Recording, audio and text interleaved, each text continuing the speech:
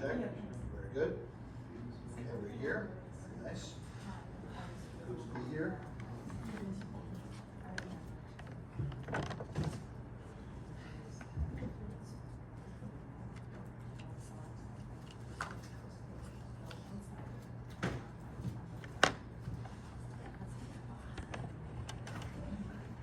So we got it right on the first go.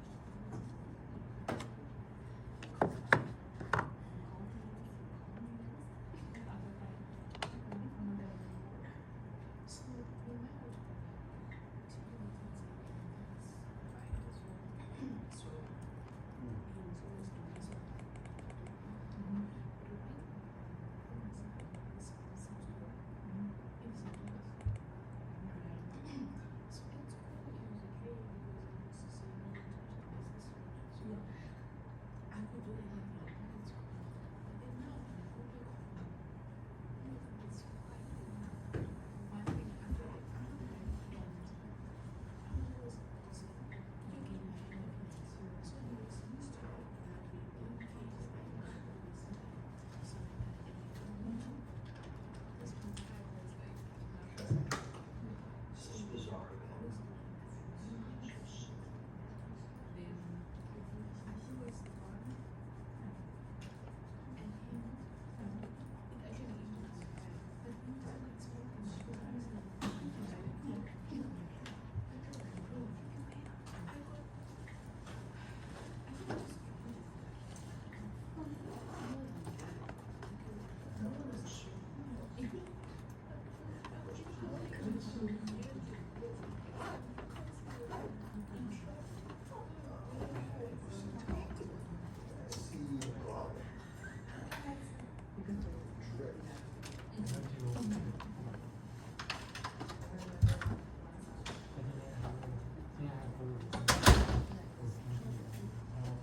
There we go. So now I understand.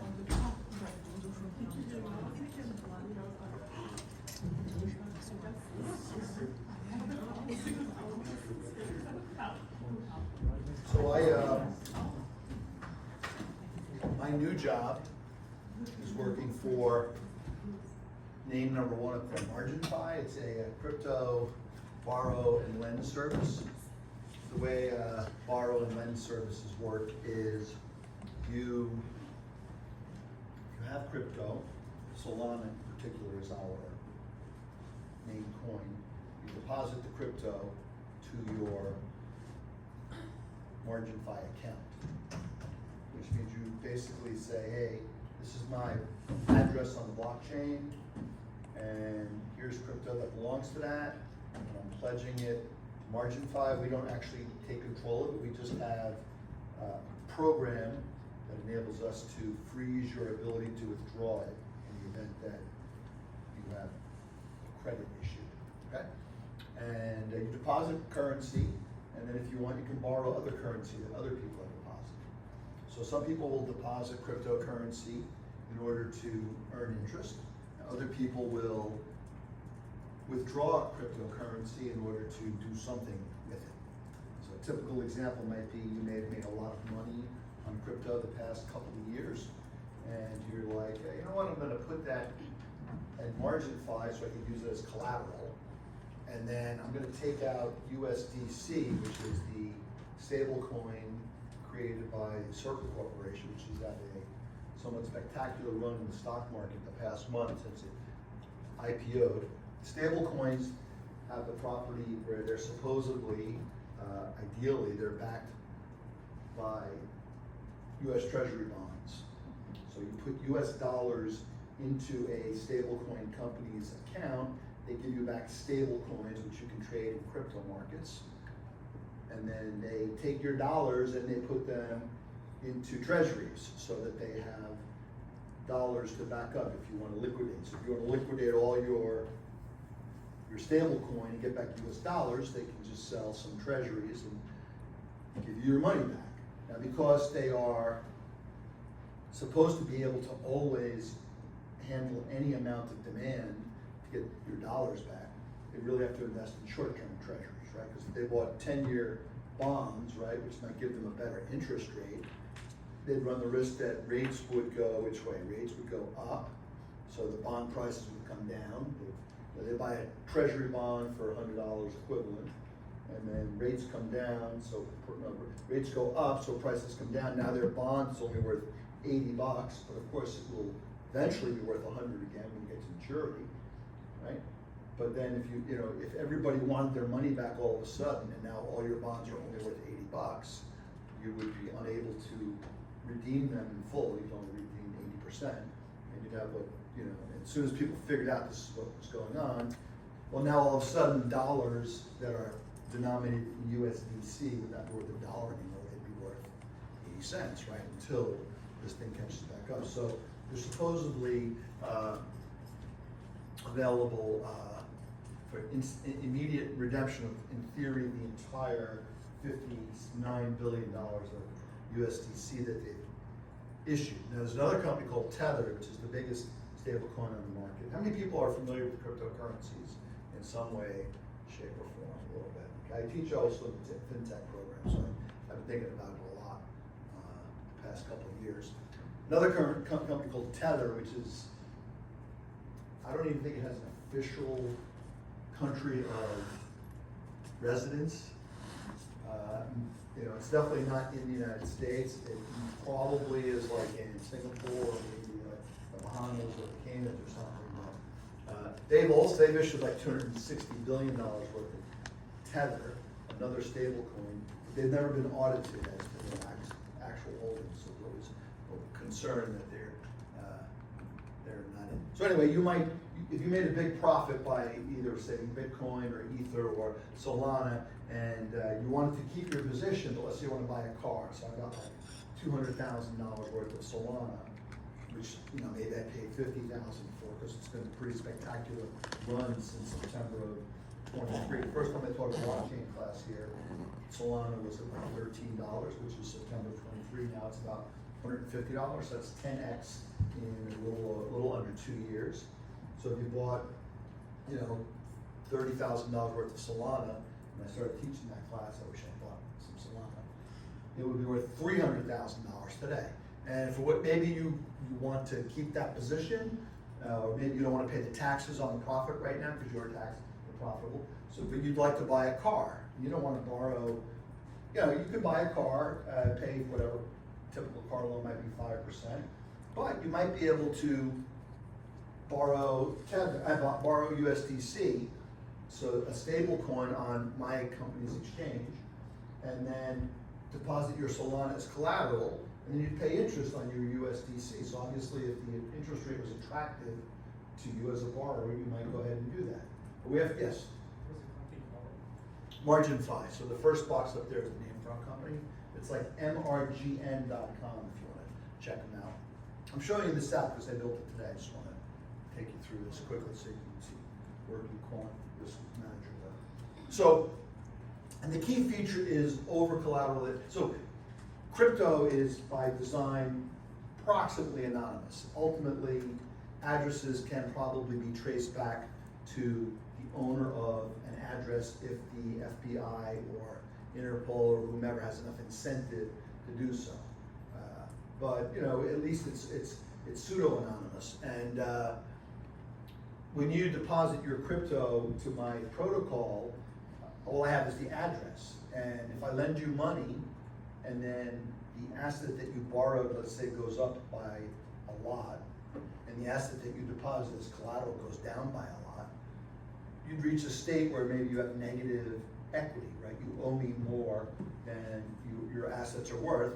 And now what happens in the mortgage market, right? If you buy a house, $500,000, and you borrow $400,000, let's say, and then the mortgage market crashes, now your house is only worth $300,000. A lot of people, most people, many people in that situation will walk away from the house because they're already underwater by $100,000. You walk away from the house, they seize the property, but they, that's pretty much all they got. I don't know the rules whether they can go after you for the money, but I think probably not. I'm not 100% positive. But anyway, the bank's job, they have the house, is to lend you, don't lend you so much that they can't eventually sell the house to get all their money back if they have to. That's why typically 20% down is required, and before you put 20% down, you might have to get mortgage insurance.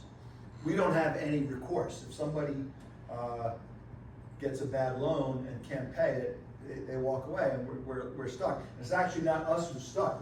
We're only really an intermediary. We're providing a platform. Somebody made a deposit, you made a withdrawal. If your debt goes bad and you say, I'm going to walk away, I can't pay it, the person who made the deposit has to bear the pain. So our job, and my job as risk manager for this firm, is you want to make sure that you protect the interest of the people who put money into the protocol, while simultaneously also being mindful that your borrowers are part of your customer base, and you want to make sure that they don't get screwed in any way, shape, or form. So Cambino is one of our competitors. So what I did here, I'm going to switch to a different competitor, which is a company called Drift, because I want to show you. Let's see if this works. I haven't tried this on them. This is pretty good. I'm going to try this again. Okay.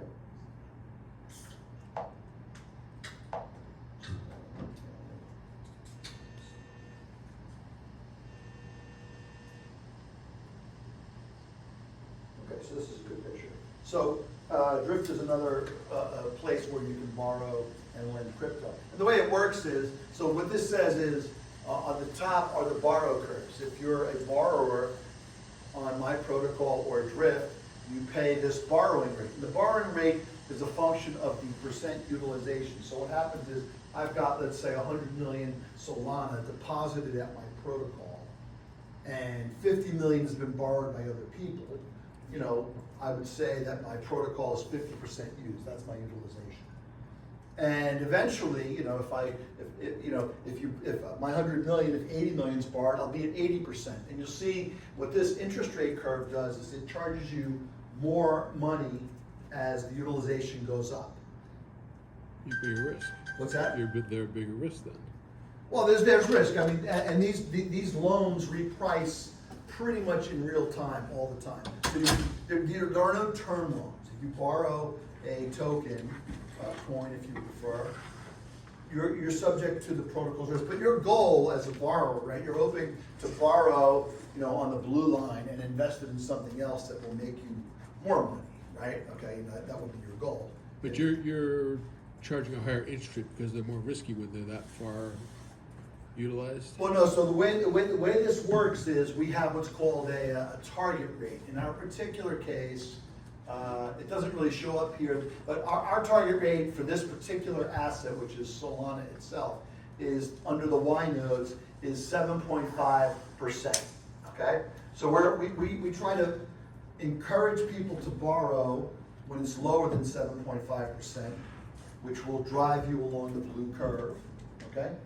And then we want to encourage people to pay back their loans when it's more than 75%. I'll show you that right here, right now. If I move this thing out to about beyond 90%.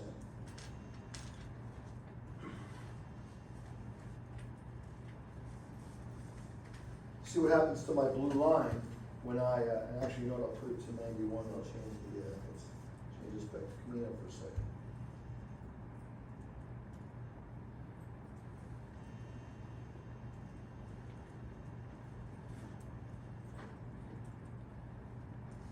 So you see what happens here is the blue rate skyrockets, and that's because you have it as the banking platform. You have an issue is if the utilization rate goes to 100%, i.e., people have put $100 million Solana in with me, and I've allowed them to borrow. I've allowed other people to borrow 100 million Solana from me. The depositors cannot get their money back until somebody puts more money back in. So if the loans are fully spoken for, you just have to wait. That's the way the protocol is designed. And these rules should be understood by anybody who participates in the borrowing and relying on the platform. So now it's all seized up. So what we do to encourage that, you can see the interest rate, this is essentially an APY. The interest rate starts to skyrocket as you get past 90%. And in fact, I push this up to like 95%. You can see that the blue guy goes off the charts there, And I can kind of make this a little more sensible. Let's just make this 50, let's say. And then let's just make this guy 30 so that you won't get C. Okay. And then let's make this guy like,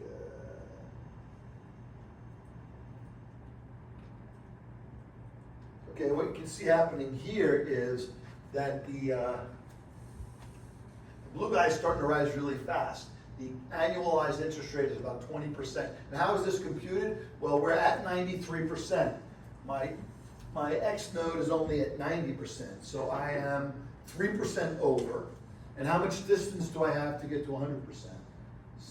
7%. Right? So I've gone 3/10 of the way to fully blowing all the money. I mean, it's not blown, it's sitting there. So what I do is I take, I linearly interpolate, starting from the 7.5, heading to the 50, okay? A bit more detail than you need right now, but the main point is that when you're trying to find a sweet spot where you attract lots of money to your platform for people who want to earn interest, and other people who want to borrow are able to borrow at a reasonable rate, and you have competitors. And you can see by the nature of the situation here, it's automatically the case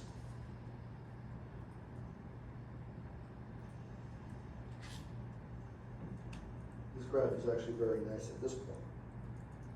We're comparing these two things. So this drift, you can see what happens is, so initially if you're a borrower, you're paying extra on my protocol, the blue line. Okay? And that number, like let's say at 52%, is basically 52 over 100, 52% utilization times my target rate, which is 7.5. So basically half of 7.5 should be around 3.75. That's where we are right here. And for this protocol, their target rate, when they get to 80, they'll be at 6.5. So at 80, which is basically here, you see that this thing notches up. And does that really look like 6.5 at 80? It's a little questionable to me. I guess 80 is closer to here. So it must, this notch doesn't really look, I should put notches down here to see. Anyway, so you know, if you're interested in borrowing and you're totally focused on only what's the cheapest borrowing rate, you're going to want to borrow at the green rate initially. But then, you know, when it starts creeping up here, you're going to start asking yourself, you know, this green protocol is kind of encouraging me to pay back my loan. In fact, clearly I want to be on the blue line. And you'll have to, but of course, what happens is as soon as the green line crosses the blue, which means borrowing becomes more expensive on the green protocol, the lending rate, which is I should really call this the deposit rate, I think, goes higher on the red. So you can see the red, which is again drift. Drift is paying less interest. So depositors would want to deposit it to gold, and then when this thing starts skyrocketing, they want to put more money in. So you can see the impact of the kinks is to encourage depositors to put more money in to earn the higher yield, and encourage lenders to pay the money back. And that's why this one number is called the optimal utilization rate, perhaps, okay? But you can see, you can either be the best borrower, finally the last piece is, how does interest get paid? Well, let's say I'm lending $100 million, it's $100 million in my protocol, 50 million is being utilized, and let's say my target rate is 10%. So I'm collecting 50 over 100 times the 100, I'm collecting 5%, right? I'm collecting half the 10%, right? So now what happens, well, you know, let's just do that in a second. Let's pull up a piece of paper here. Okay. I've definitely done something that made this thing turn black. So,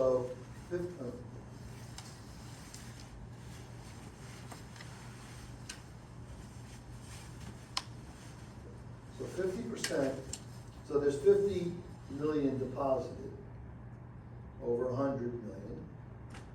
So that's how much money has been utilized. And my target rate, let's say, is 10%. So the APY is 5%, right? Okay? So now, how much interest would be collected in a year at this rate? I'm collecting 5%,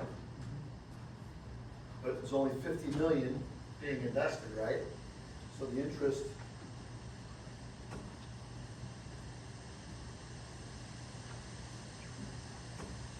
is equal to, $2.5 million, right? Okay. So how much do the lenders get back? Well, let's take a look, right? There's $10 million being lent. There's only $2.5 million in money to dish out. So what interest rate will they be earning? 2.5. Yeah. This is how much money the protocol has available to distribute. This is how many people, or how much money is expecting to get paid. So that adds up, that becomes 2.5%. And in fact, we take a small amount of money as our fee on borrows, so you don't even get the 2.5%. But if this thing rises, let's say this rises to 80, right? So now the protocol is 80% utilized. The interest will now be 8%, and the total interest would be 8 million. And 8 million would be divided by, yeah, that's right, so now, that's kind of interesting, it turns out to be exactly. I guess there's probably always a break-even point where both lenders and borrowers are getting exactly the same amount of money, not counting the fees. 80 just happened to be the case here. I think that calculation is right. Okay, so a final point I want to make before we go back to the exotic options that we've been so fascinated by. Now, do the lenders and borrowers have access to your sheet now so they can see how utilized you are?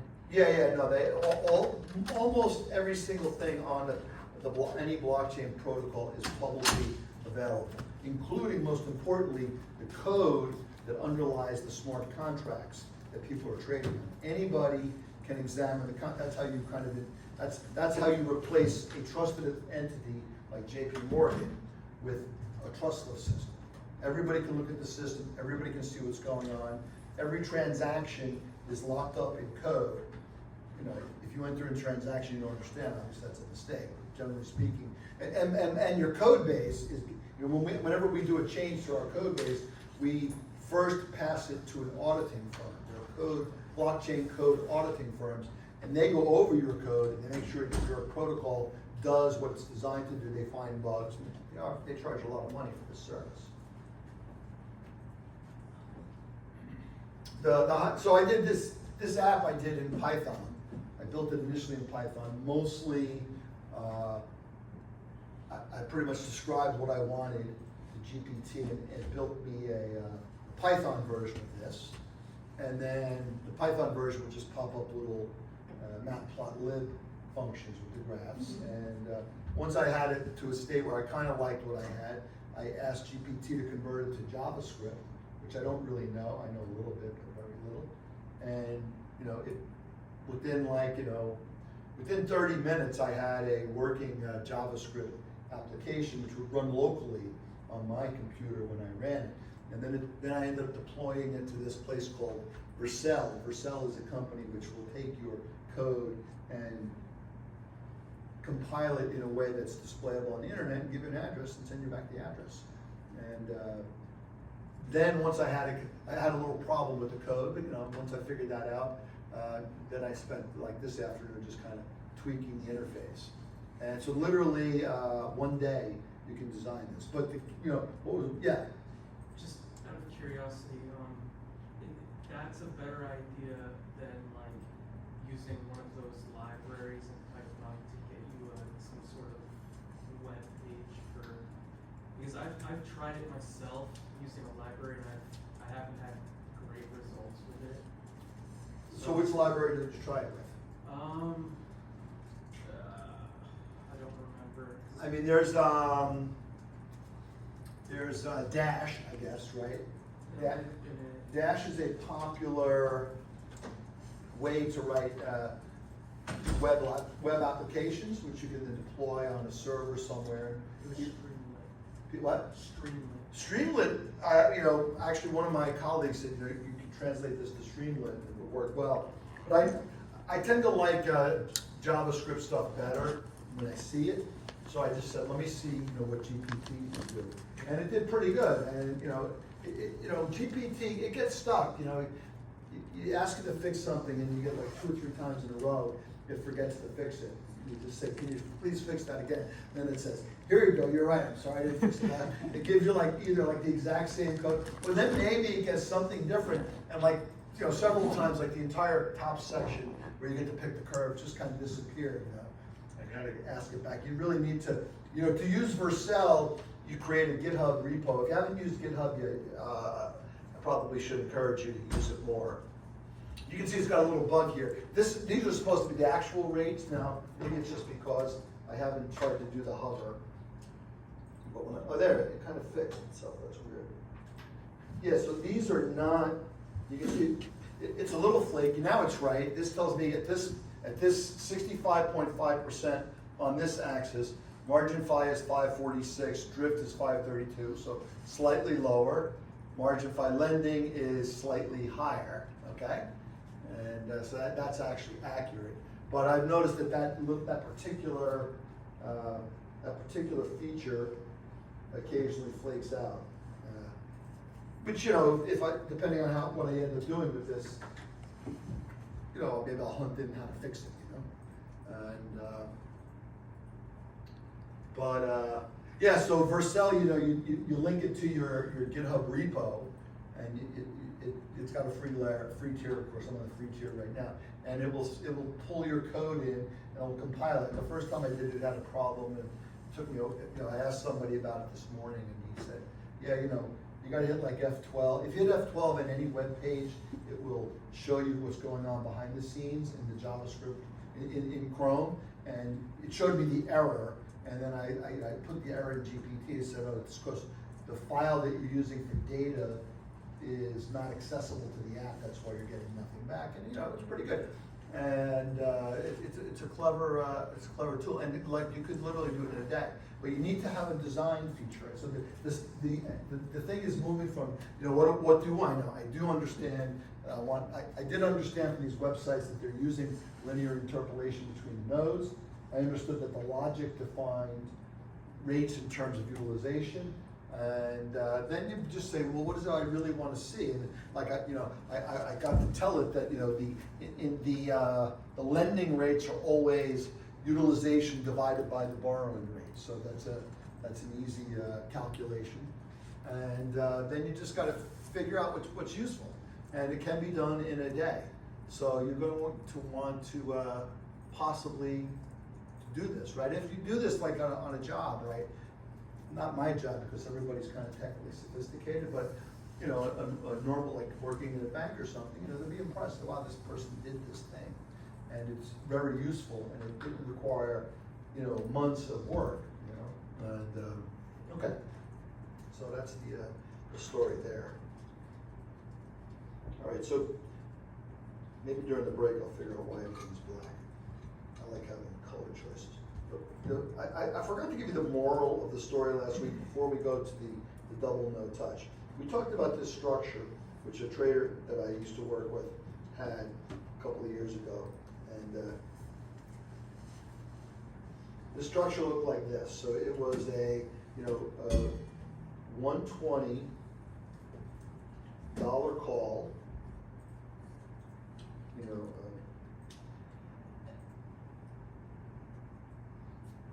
which is simultaneously a yen put, with a reverse knockout at 124. Okay. Now let's just make it interesting. Notional is 100 million USD notional. So the first thing, what makes these structures very exotic and beyond even just, having a knockout is like the first thing that makes it exotic. But what makes it really exotic is the fact that this knockout is in the money. So what happens, we talked about this last week, when you get to 124, if you own this option, if it was a vanilla option, you'd have 4 yen of profit, okay? And 4 yen times 100 million USD is 400 million yen. Divided by, let's just call it 100, so it's worth like $4 million, give or take, right? It's a lot of money. That's what you have at 123.99. You have almost $4 million. I mean, maybe it's 3.8 million or something, right? And what you have at 124, so let's just say value at 123.99. We're just going to go round number, approximately $4 million. It would be exactly 4 million if the trigger was at 100, right? Because you take 400 million divided by 100, right? Okay. The value at 124. Now this is kind of a good question to see. Well, let me do 2 parts. What's the value at 124.01? 0, you're knocked out. Value 0, right? It's a knockout. Okay, that's the first thing. It's not really approximately 0. It's gone. It's 0 except for the tears, which would happen even to a grown man, perhaps, or a woman who just lost $4 million. Okay. So what's the delta hedge you need to cover your loss on that move? And this is this is a good question for you to see how far you've come in understanding what the purpose of the Greeks is. Especially this, delta is the most important Greek, right? Before anything can happen, you have to either hedge your delta or say, I'm going to live with the exposure. So if you don't hedge at 123.99, you're just saying, I'm going to roll the dice, and if we hit 124, that's too bad. I lose all my $4 million. Cancel the BMW, please. Phone, or the salesperson. Yeah, I'm not going to be coming to the Lamborghini dealership today. A kind of a typical payout that traders might get at many firms. Let's just, if you're at a hedge fund, right? Hedge funds roughly take 20% of the profits they generate, right? So 20% of 4 million, that's worth like $800,000, which, you know, isn't that much money to Ken Griffin. He would be mad if he lost it, but it's not the What end if of you the world. knocked in at 124 to cover? What's that? What if you knocked in at 124 in another trade? Well, that would be a different thing. You'd then suddenly have $4 million. Now, you Is that wouldn't how be- you would hedge though? We'll come back to that in a second. We'll change that one. Let's come back to that one second. But because Ken Griffin can make $800,000 when this trade finishes in the money, and he is competing for traders with Izzy Englander at Millennium and I forget his name, Dmitry Balyasny at Balyasny, he will roughly pay his traders around that 20% number.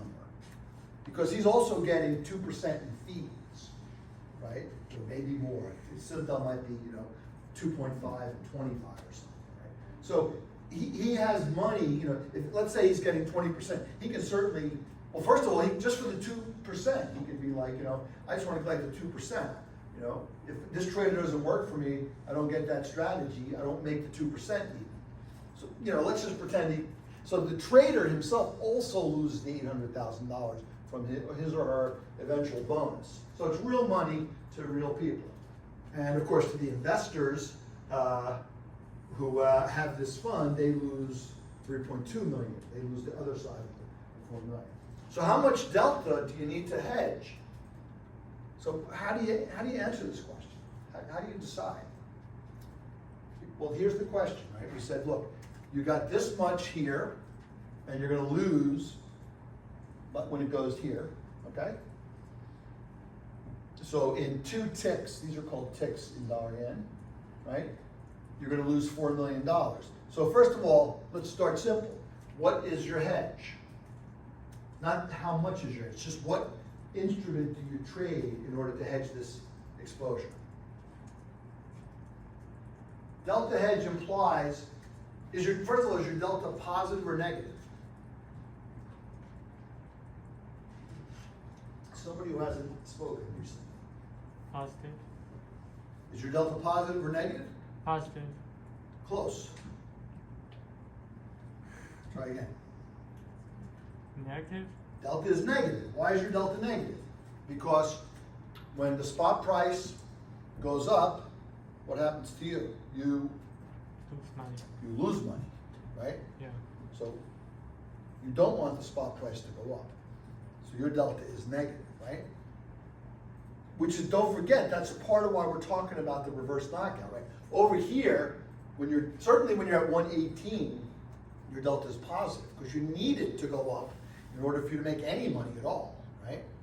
You definitely, make money when it crosses 120. You begin to make money at 120.01, right? Below that, you have nothing, so definitely your delta is positive, but somewhere in between 120 and 124, you start to get where you're gonna lose money if you cross 124. So your value will come off, right? So at 122, you probably have a pretty comfortable, I got 2 yen, times $1 million, that's 2 million yen. That's $2 million, right? It's pretty good, right? 123, you got 3 million, okay. But, every step you take closer, you go closer to the risk. So somewhere in between here, where you have positive delta and here you have negative delta, right? Clearly the delta flips. If the delta changes sign, what does that tell you is definitely happening to some other famous Greek that we've talked a lot about? If delta is changing, then you have what?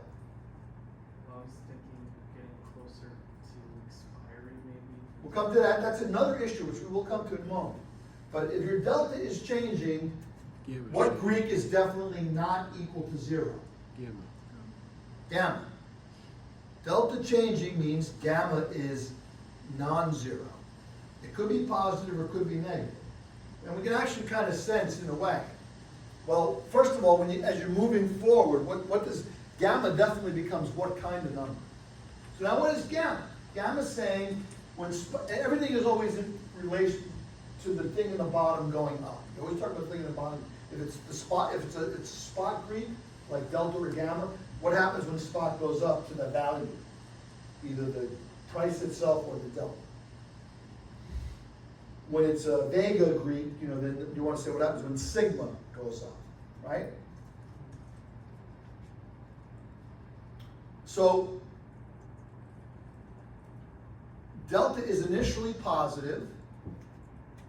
It's probably getting more and more positive, but eventually it flips to negative. So delta changes from positive to negative. What does that tell you about gamma? It's getting negative. Gamma has to be negative, right? At some point along the line, right, the change in delta with respect to the spot price is negative. So like over here, maybe your delta is about, let's just say it's about 50%. Maybe over here, delta is about 60%. But when you get over here, delta is, and let's put a question mark here.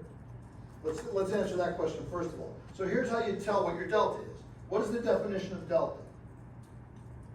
Delta is the change in value divided by the change in price. That's delta. That's the kind of fundamental thing that takes you from just, I know that there's a thing called delta, to I can maybe compute it. How do you get the change in the price? Let's just write it like this. You take the price when the spot has been moved up, minus the, let's call this the 0, minus the spot after a move up, minus the initial spot. Let's call this S0. Okay. So what is that saying? So this is quick shorthand. This just says spot goes from S0 to some positive number. Let's put a little more mathematical. What we're really saying is that you have in the denominator, you have the spot plus, you bump the spot up by a penny, let's say, okay, or 1/100th of a yen. And you compare that, whoops, you compare that to the spot when you started. And I'll put a little 0 just to remind you that's your starting point, okay? But you can see the bottom is just, of course, delta S, right? And what's the top going to be? The top is going to be take the call option, RKO in this case, evaluate it at the new spot price, minus take the call option, evaluate it at the original call price. And that can be written as the change in the call price divided by the change in spot, which in the limit, oops, sorry, cross that out. In the limit is just the actual derivative. So one of the things you learn from doing enough math, if you change something by like 0.01 and recompute the value, that's pretty much the first derivative. In fact, that's what the first derivative is, right? When you use two different points, you're talking about the slope of the secant line, right? The normal slope. In calculus, you say, but I can shrink it down to a point. I only need to know 1 point. That's kind of the magic of calculus, right? When you studied, right? When you studied algebra in high school, right? You learned this, right? You learned here's delta y, and here's delta x. So if you have 2 points, you can speak about the slope of the straight line, right? What you do in what Newton did, was essentially Newton, maybe Leibniz and Newton at the same time, I guess. They said, look, I don't even need to know 2 points. What I'm going to do is, for this thing right here, I'm going to pretend it's like this. What's the slope of the tangent line, right? Well, you say, well, look, I want to know this thing, but I only have 1 point. That's the issue, right? Algebra 1, Descartes essentially said, well, slope is just the change in y and the change in x over 2 points. But what we get in calculus is the instantaneous change, right? And the way they do it in calculus, they just say, look, just draw 2 points, and then let the size of the 2 points, between the 2 points go down to 0. And all those slopes collapse to the number that we call the derivative, right? M, the slope, is equal to the derivative evaluated at the point you're interested in. That's the calculus. That's the magic, right? So this is here for derivative. So now let's go back to our issue here. Let me just grab this thing here.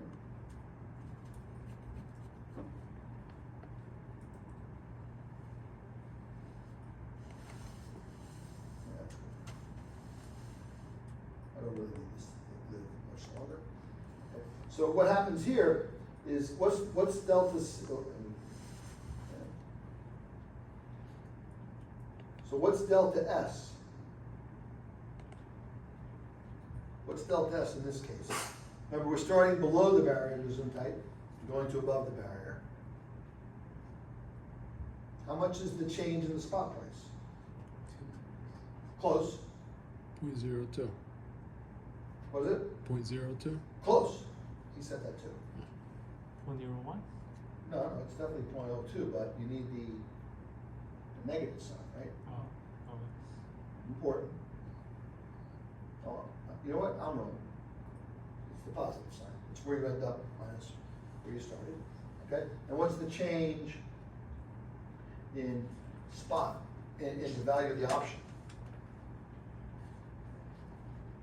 It's 123.9 to 0.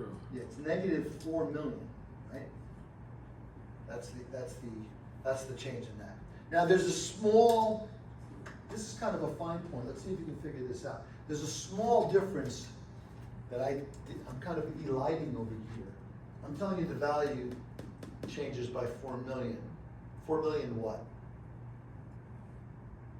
$. $4 million, right? Because I said, and remember, I kind of eyeballed it. It's really like 3.7 or something, right? And what's this change? Yen. That's in yen, right? So that's, you really don't want to do that, right? The real difference is, I guess in yen terms, it's not really $4 million. I guess it really is 4 million yen. The problem is the 4 million yen doesn't really translate to $4 million. So I kind of overstated the case, right? It is worth 4 million yen, in fact, right?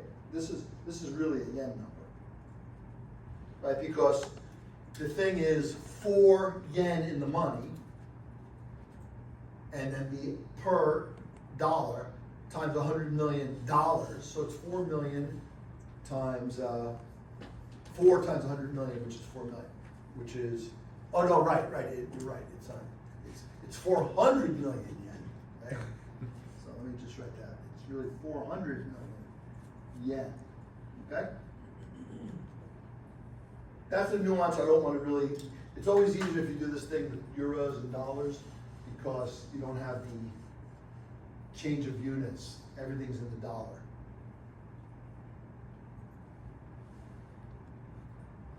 but that won't affect us here. So how many dollars do you need to hedge this thing? How do you make $4 million on a 2 yen move?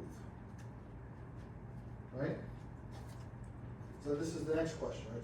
So let's write that again. So we have here, no, I'm gonna, yeah, let's just do it. So we lose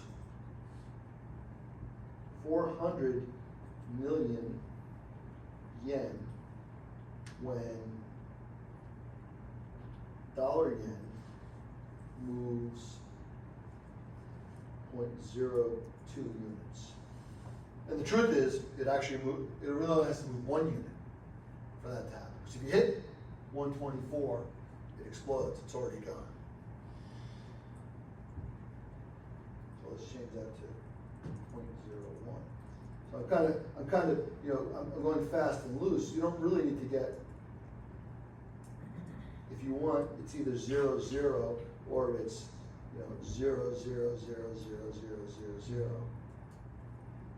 But the reality is, if it trades 124, this is kind of an interesting situation. Right? So what's happening at 124? The person who is owning this option, what's your strategy if you own one of these options and you're trying to prevent it from going through the barrier? What do you have to do?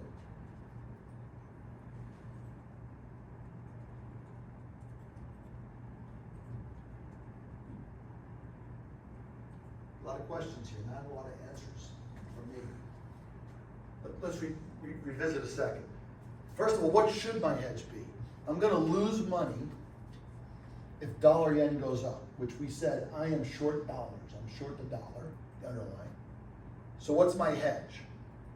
Buy the call option. We're only hedging in the underlying right now. I'm talking about delta. I'm short dollars. Look, dollar yen goes up, I'm going to lose a lot of money. So how do you offset that? What's your hedge? Remember, hedging is always about offsetting a loss. Also, on the other side, offsetting a gain, right? Because it goes both ways. If you're offsetting the loss when it goes up, you're risking, a different loss when it goes down. So what do you got to do? Do you buy dollars or do you sell dollars? You buy dollars. Thank you. Good to hear you. Right? You're going to lose money if the dollar goes up. And you got to keep in mind, currency is a little tricky because when it's stocks, it's very easy. You pay in dollars, you get Apple. What are you buying and selling? You're always buying Apple. But with currencies, there's 2 of them. And it really depends on whether you are a USD investor or a yen investor. Turns out the delta hedges are slightly different for reasons we don't have to worry about right now. But you got to keep in mind, I'm always thinking in the dollars because that's where I live and that's what many banks outside of many companies will denominate themselves in dollars. Like I was working for an energy trading company in Switzerland, but all their P&L was in dollars. Why would an energy trading company based in Switzerland do that? Because what do you think the most important thing they traded was for many years? West Texas Intermediate. Oh, oil in general, right? And oil almost globally is priced in dollars, right? So it made sense for them as a company to price themselves in dollars. Everything's in dollars. Then at the end of the calculation, they have to say, well, I'm going to ultimately, if the guy who owns the company is a Swiss national, he might say, well, I should probably hedge my money back into Switzerland at the end, right? But the point is trading oil, right? But so I have to remember, yen is not my money currency, but that's how it's quoted, okay? So when the yen goes up, that's the dollar getting stronger. When the yen goes down, that's dollar getting weaker, okay? Inverse if you're doing euro versus dollar. So I'm going to lose money when the dollar goes up, so I need to buy dollars to hedge. But I need to buy a lot of dollars because I have to make $4 million equivalent on a 2 yen move. So what's the P&L look like? How much spot do I buy? Let's talk about what's the P&L of a spot transaction. P&L on spot dollar yen purchase.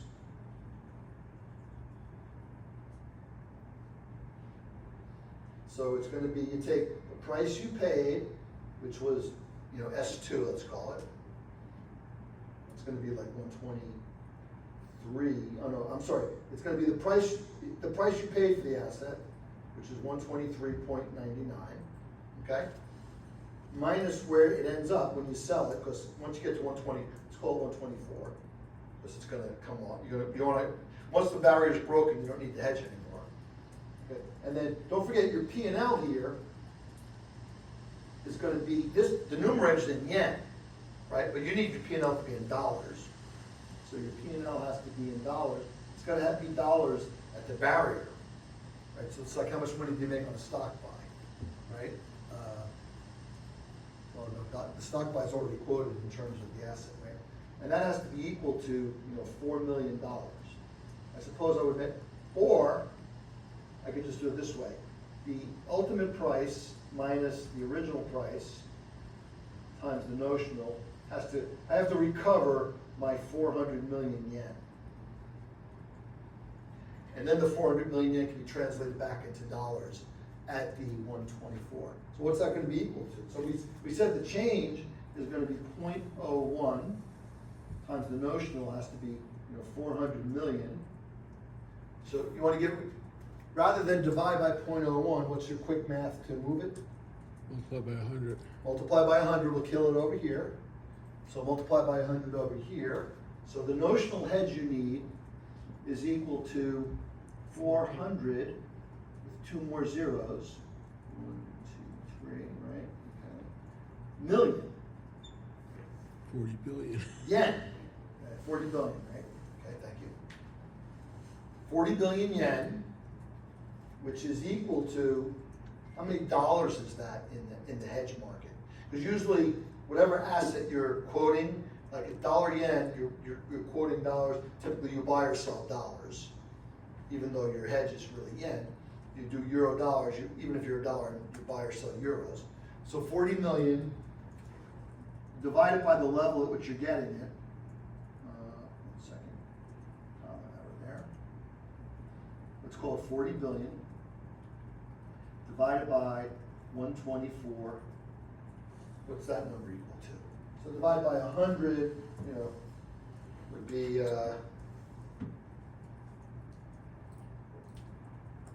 somebody with a calculator, let me see. In your brain, you can at least say, well, if I divide it by 100, well, I get what number? 40 It's would 320. become, what is it? It's 0.322. 0.322 Billion. 322 Yeah. million. 322 billion. So it's 322 million USD to hedge. That's the buy. Okay?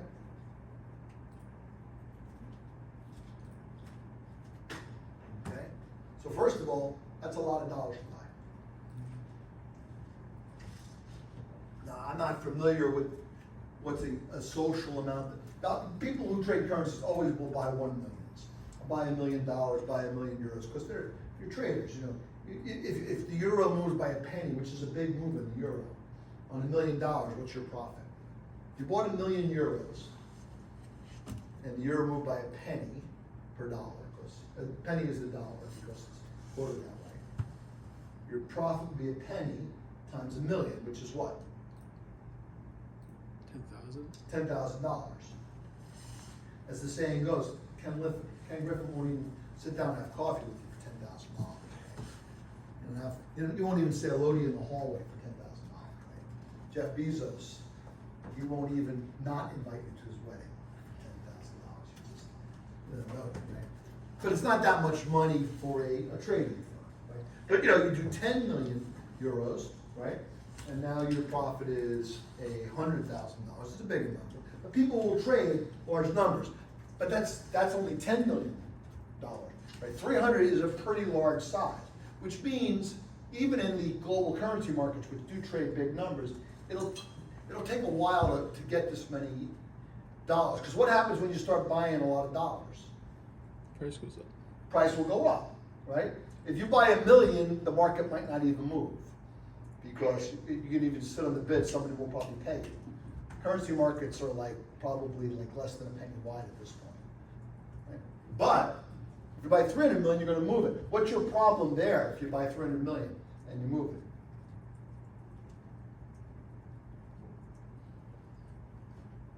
So you're sitting at 123.99, right? Your goal is to buy enough dollars so that you don't go through the barrier. So that when you go through the barrier, you have all the dollars and you have the profit, right? But in fact, what happens when you're buying all these dollars? What are you doing? Raising the price. You're pushing this thing into the barrier, which means you're gonna break the barrier yourself. You're gonna cause the very thing you're trying to prevent, you're trying to hedge against, you're gonna make it happen, right? Now, of course, you don't need it all at once. You should have been buying all the way up if you're trying to hedge your negative delta, right?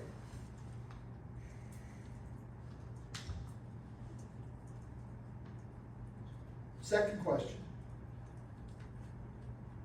If we are 1 week away, go back to you in the middle. What's your name again? Yeah. Nadav. If we're 1 week away from expiration, do you think the delta is really, do you think your option is really worth $4 million if you're 1 week away? Why not? Assume the closer you get to expiry and the closer you are to being out of the money, the lower the value of the option would be. It's not because we're closer to expiry. Closer, when you fear the barrier, closer to expiry is good for you, right? Because I only gotta last one more day and I'm gonna be okay. You should worry about time decay. But when we're a week away, right? How much would you pay for this thing if we're a week from expiry? You'd say, well, it's worth $4 million if I just sit here forever, right? Would you pay a lot for that option? No, because your thinking will say, well, given the jaggedness of the geometric Brownian motion, there's a high probability that we cross 124 in the next 5 seconds, let alone in the next week. And we know even if it were to drift a little bit lower, there's a very high probability it would just, because you've seen stock market. Stocks, they go up, they go down, they spend a lot of time at a place and they go in one direction or the other, right? So you really only have this risk, this $4 million risk, pretty much like 1 minute to go in the expiration, right? At that point, if you don't have the delta hedge, you're not going to put it on because you doing it would cross the barrier. Now, if it's a week away, you'd be like, this thing's probably worthless, right? Because it's almost certainly going to break. It won't be worthless. It's got a lot of value in it. With 1 day to go, what's the value? Let me ask you this question. Let's remove the extreme case for a second. Let's pretend we're at like 1, and this was the situation this trader faced. Let's say we're at 123.50. Okay, and there's 1 day to go. So right now it's 3.5 yen in the money. It's kind of got like half a yen of cushion before it breaks. So, and if it stops right here, let's say it's worth $3 million. So if it's worth $3 million, how much would you pay for it? Now you guys remember, you're a trader, so you have access to capital. Right? Would you pay $1 million for this? Sure. With 1 day to go? Right? 1 day to go, if it doesn't move up by 50, my 1 million becomes 3 million. It's probably worth 1 million. Yeah. Is it worth 3 million, which is its fair value then? No, because it's only worth 3 million. There's a little bit of a chance you go up and make a little bit extra. But any up is offset by the peril that you face at the barrier. And there's a chance to go down. There's a number, the Black-Scholes model will give us a number, but it's a question. But here's the other risk you face, right? The other risk you face is, let's say you did the 123.50, and because you probably have negative delta at this point, because up is bad for you with only 1 day to go, or let's say it's 3 days. There's a point, and this is kind of interesting, delta changes with time, right? With 1 minute to go at 123.50, your delta is probably positive, because Going up, you can go up a little bit, it won't hurt, so you make more money if it goes up. But if there's like 1 day to go, you probably don't want it to go up yet. If there's 3 days to go, you definitely don't want it to go up. But anyway, you've acquired this delta hedge. What's the problem you face? Let's say you had on $100 million worth of delta hedge, and you crossed the barrier. Now what are you gonna do? So first of all, you cross the barrier, which means, what's your delta now? What's the delta of the option? You cross the barrier? Yeah, Negative. no. It's 0. Delta of the option is 0. Oh. The option is gone. Yeah. It has been knocked out. You're gonna call on the phone, you've been knocked out. I'm gonna grab a beer. I don't drink, but they probably would say that. If they didn't like you, right? But they want you to come back and do it again next week, right? So they say, really sorry that happened to you. And they say to their friends, drinks are on me tonight, right? Or we're going to dinner on me. Let me get that Lamborghini guy on the phone, because there's probably one that's available now, right? And then, so you bought $100 million to hedge you for this last half a yen of move. You said, look, I bought this for $1 million. It's gonna be worth $3 million if I get there.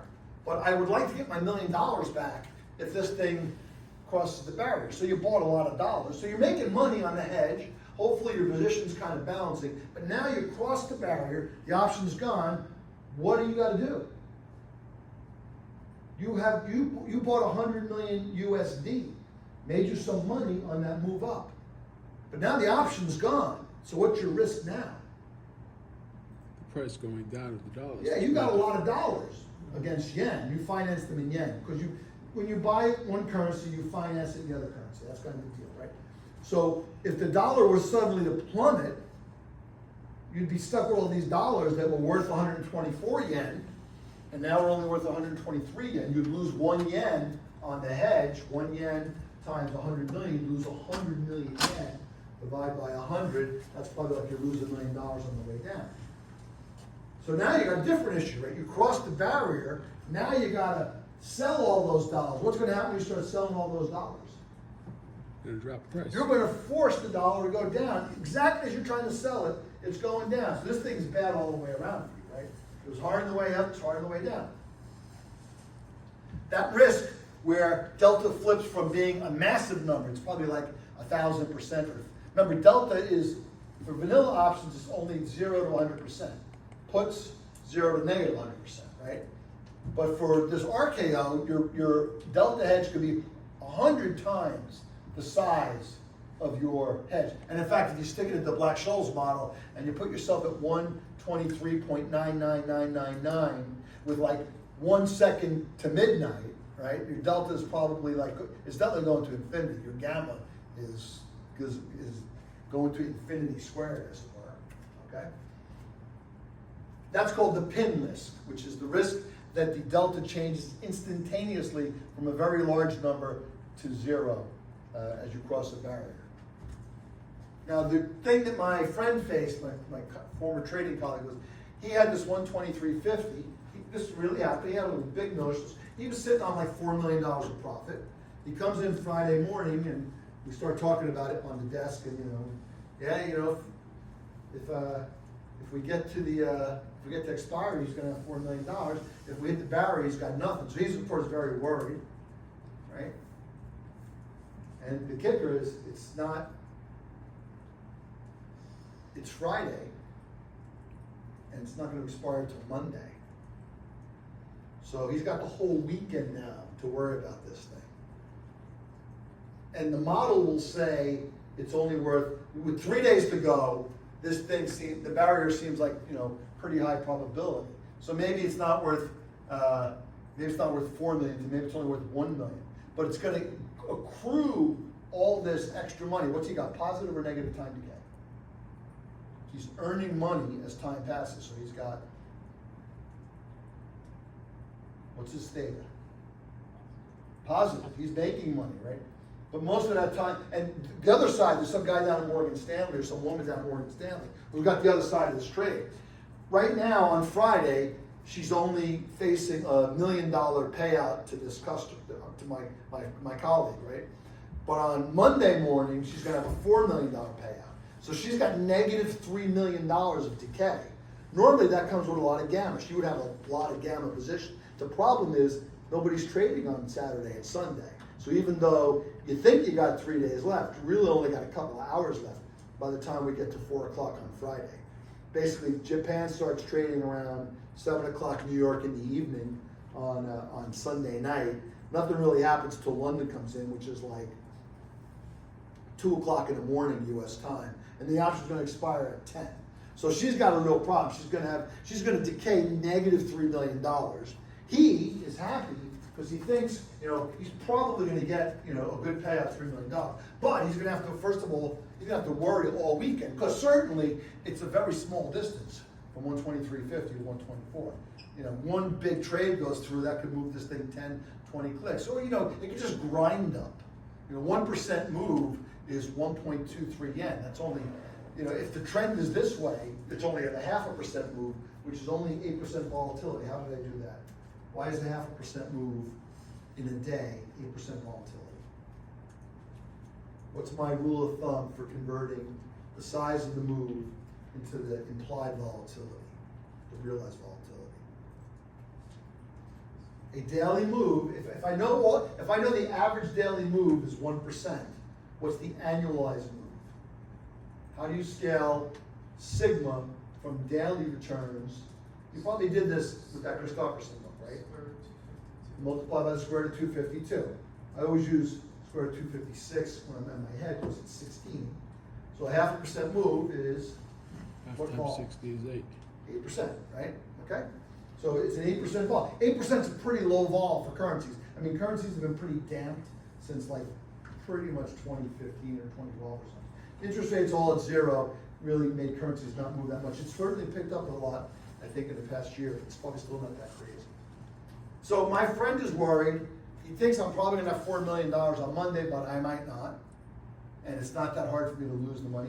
The woman down at Morgan Stanley, she's worried. Don't forget, she sold this option to the guy, so he paid money for it. She's been delta hedging, so even though she's got a liability of $1 million to my friend, she's probably already sitting on $1.1 million. She charged him a little bit extra, and she's been making money delta hedge. So she's still got, $100,000 of profit. But she's got a real issue, which is she's gonna have a $4 million hole in her book on Monday, 3 million, I said, yes, for the move. And she's got no gamma. She's got a huge amount of gamma, but no way to trade it. So the story has a happy ending because later, right after lunch on Friday, my friend talks to the woman at Morgan Stanley and they say, how about I give you 50%? And he ended up getting like $2 million. It might have only been 1 million. It might have been worth 1 million. Theoretical value, this is called the TV, the Black-Scholes TV. It might have been only worth 1 million by the Black-Scholes model because with 3 days to go, high probability you've reached the barrier. But he knows and the trader knows it's not really 3 days to go, it's really only 1 day to go. So even though you're marking your book at $1 million, you actually understand it's probably worth at least $2 million. And that they had to negotiate that price, but they agreed. And so, and the woman who's marked to market might have only been negative $1 million. She already knew she was really, negative $2 million. And desks have to deal with this. They have to understand that the model is just a model, right? They have to understand from experience that I've got a real negative experience here. So I'm already lost $1 million. So, but how would she have hedged that? Well, she had negative gamma.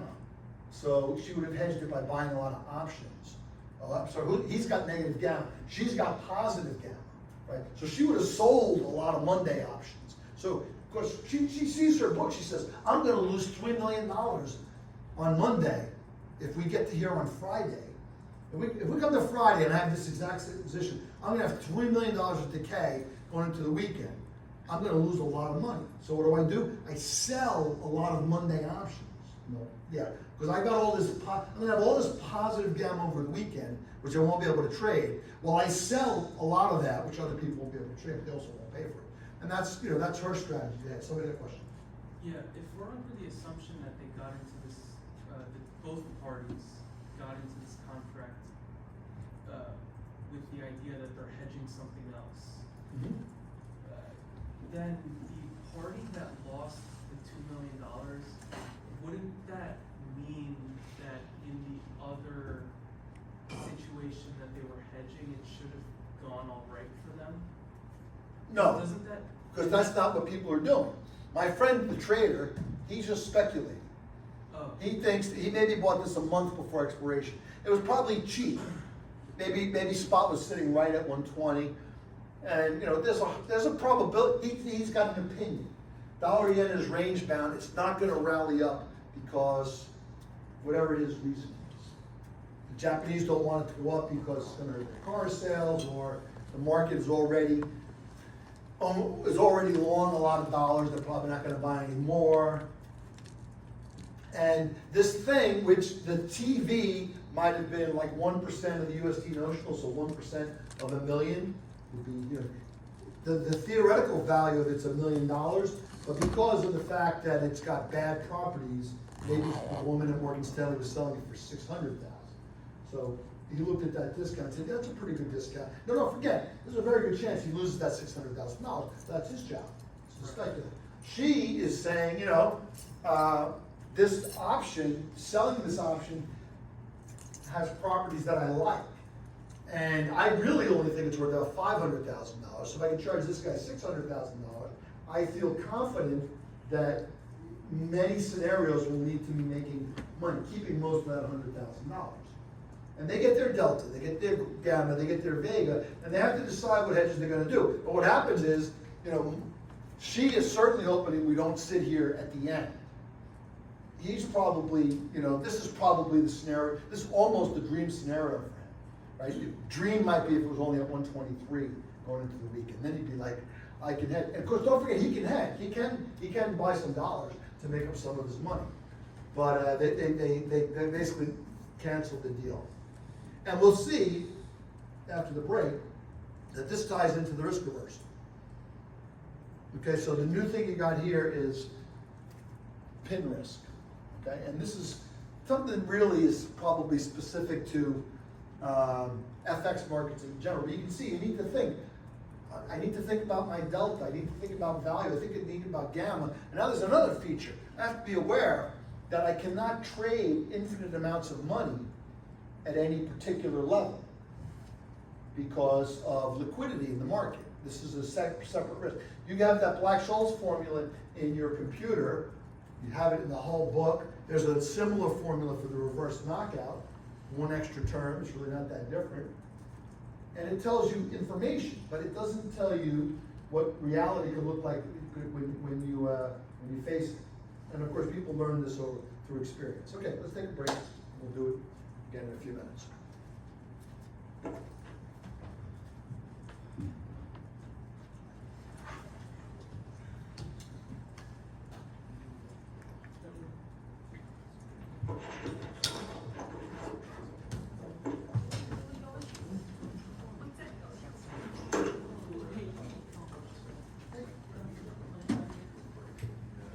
I didn't put the last one.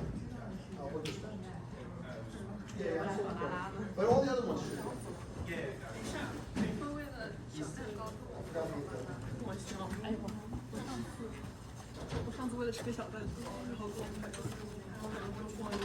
In quantum mechanics, could you just describe this called the Heisenberg uncertainty principle? Yeah, 1 second, I have to use the line. Discuss it.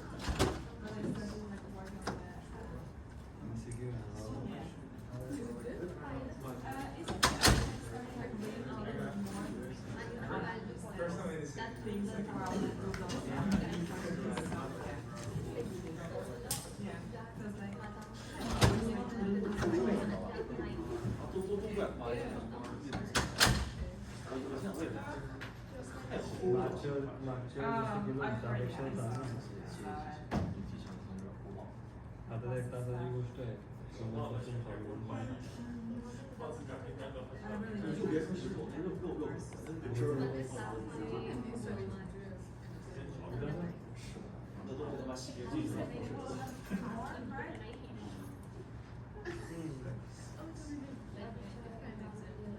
Yeah, त्याचं actually research paper काय बनवलं पाहिजे?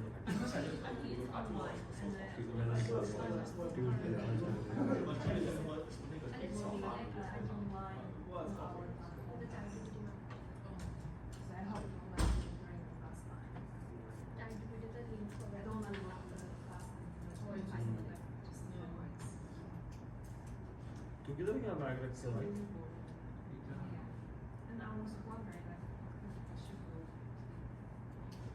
Pizza or slice?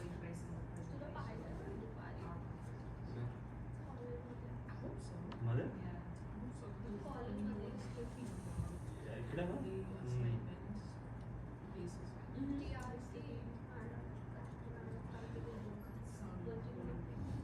Yes, I was out.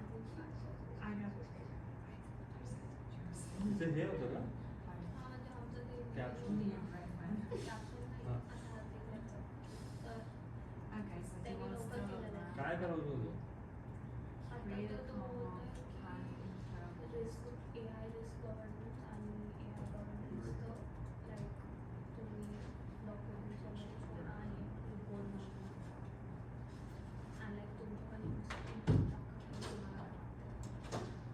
करून टाकू का त्याला मी? म्हणजे काहीतरी तरी LinkedIn टाकायला होऊन जाईल.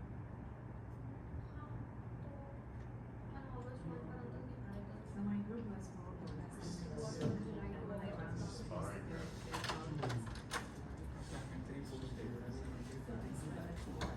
अरे यार, ते पागल आदमी है यार, लोग.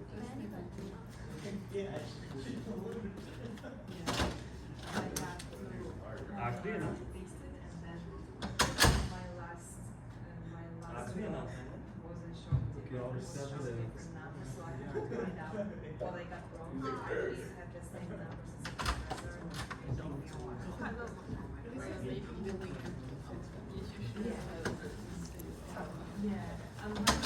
你只要生活快乐就好，你快乐你开心就好。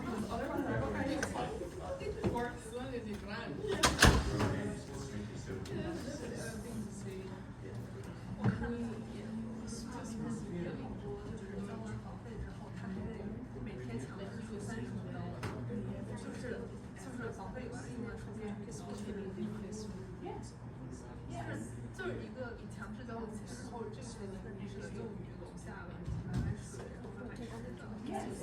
我看到两家，他跟我要的，我有一种可能，他就是写成他的评论，然后变成强制。所以我在他这是一个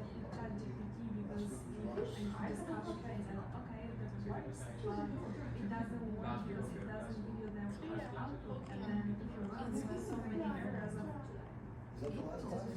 According to This is over 31st? How long do you class on the 31st if it's the exam? No, we'll go longer. Exactly, this is how I got it. Child? Yes.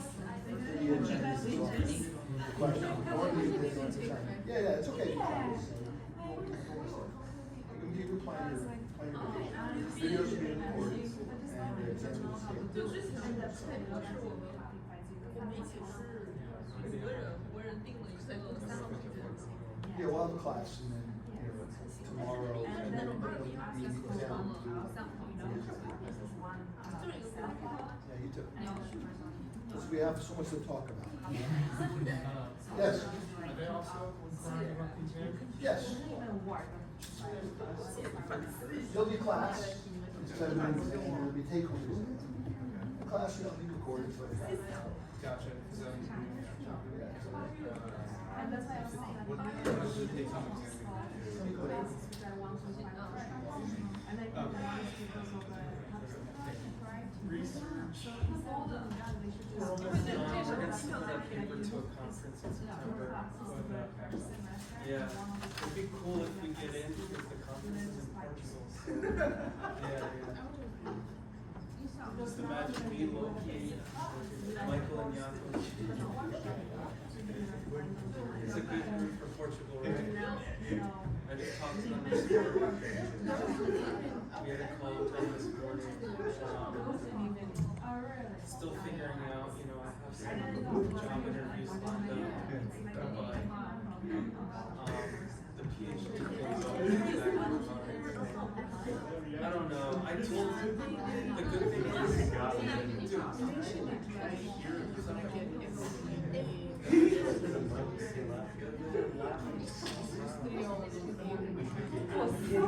somebody's anyways,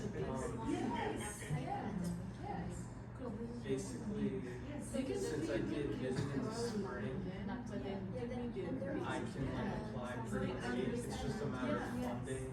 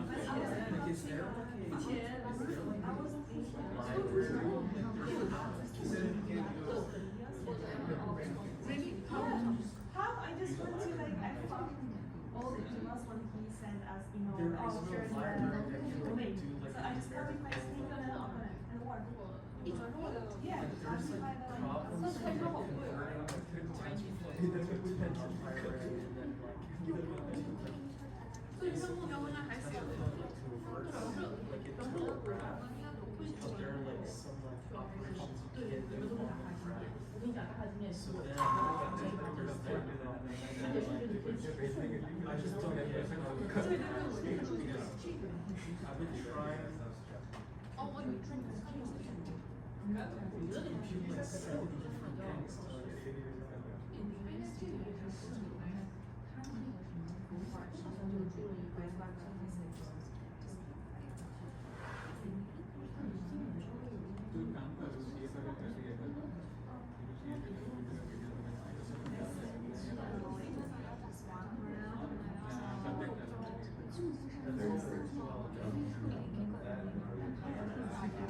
So, when you go to your email and you just, I just, and there I found all his emails and I just went one by one to find where he sent us pictures, and then I'll just copy paste it into the browser and I was able to write it. Because if you go to like a website, computer.com, it will not give you no. So you have to copy paste every single from your. So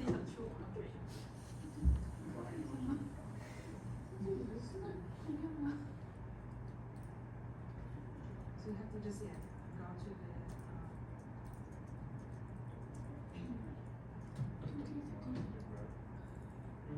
So you have to go like email by email. I need to not.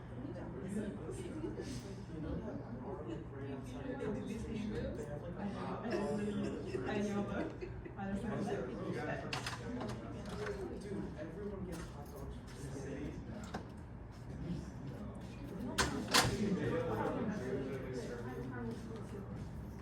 Okay, well.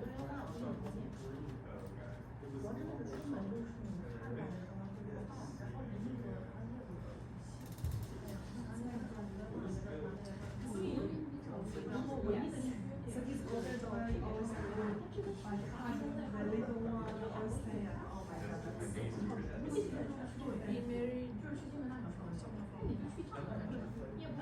my brother was Oh, okay. So they're like cute, they're just together all the time. So my the sister, she was away for a while. She was for a week. 吃够了还找一个还是刚来英国的还是对对对，第二还是适应。我其实接受的能力I'm sorry. Name. Is it like from your Yeah. Yes, but it's like there's a Yeah. Well, yeah. A lot of my friends are from没事，我有时间我就去。然后不知名 I'm sorry. I hope it remains like this.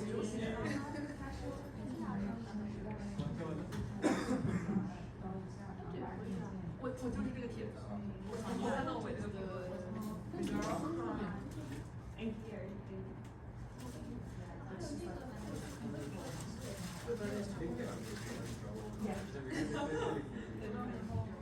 Okay. Let's start again.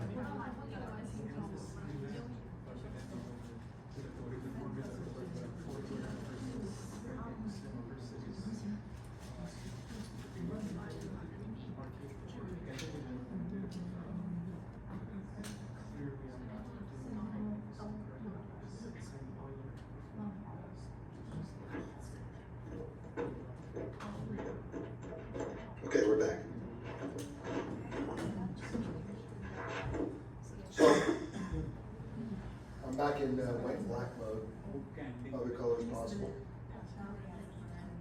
So, the one thing that we want to emphasize about this particular structure and how it's related to some of the topics we've been discussing is the following, right? So we talked about this structure as this particular property that, because of the barrier, you know, when you're down here, let's call this 100, it's always easy. I used 100 would have been easier, right? Because everything can be done in your head. You know, when you're down at 90, this is a call, you need the thing to go up. It's just like, the barrier is, I'm gonna put the barrier at 110 right now, that's always, let's say 120, let's say. When you're down at 90,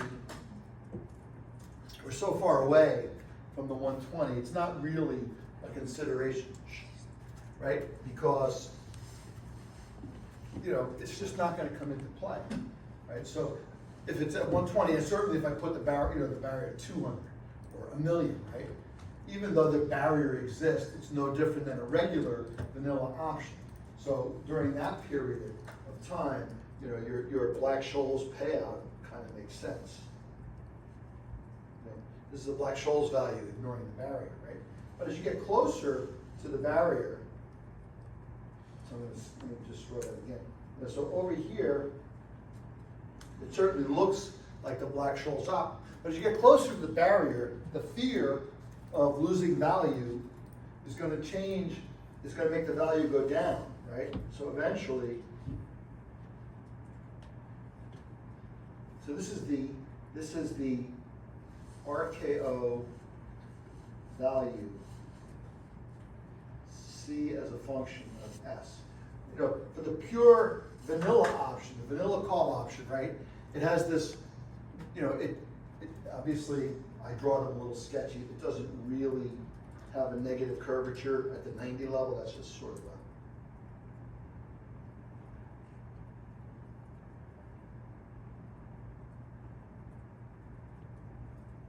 you know, the vanilla call option, right? And this thing, you know, it decays to 0 as it comes further and further out of the money. But the vanilla call option, you know, what's the real graph of the vanilla call option? The pink line ultimately collapses to the blue line, right? You know, it's just worth whatever the intrinsic is when you get there. Especially when there's very little time left. And don't forget the decay pattern is that as time passes, the pink line collapses down to the blue line, which is the payoff, because at expiry, that's where it is, so it's got to head there. But this thing has this weird property, which as you get closer to the barrier and the probability of hitting 120 costing you all your money becomes higher, this thing actually goes down.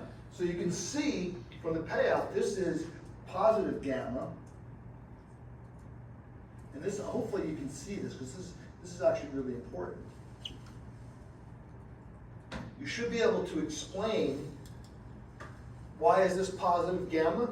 Because look, your delta here, let's just call that, you know, 20%, that's your slope. I read 20, but it means 20%, right? Your delta here, it's like 50, the slope is about a half. What's your delta right here? Those of you who have had calculus, what's the slope of the tangent line at the local maximum of the value?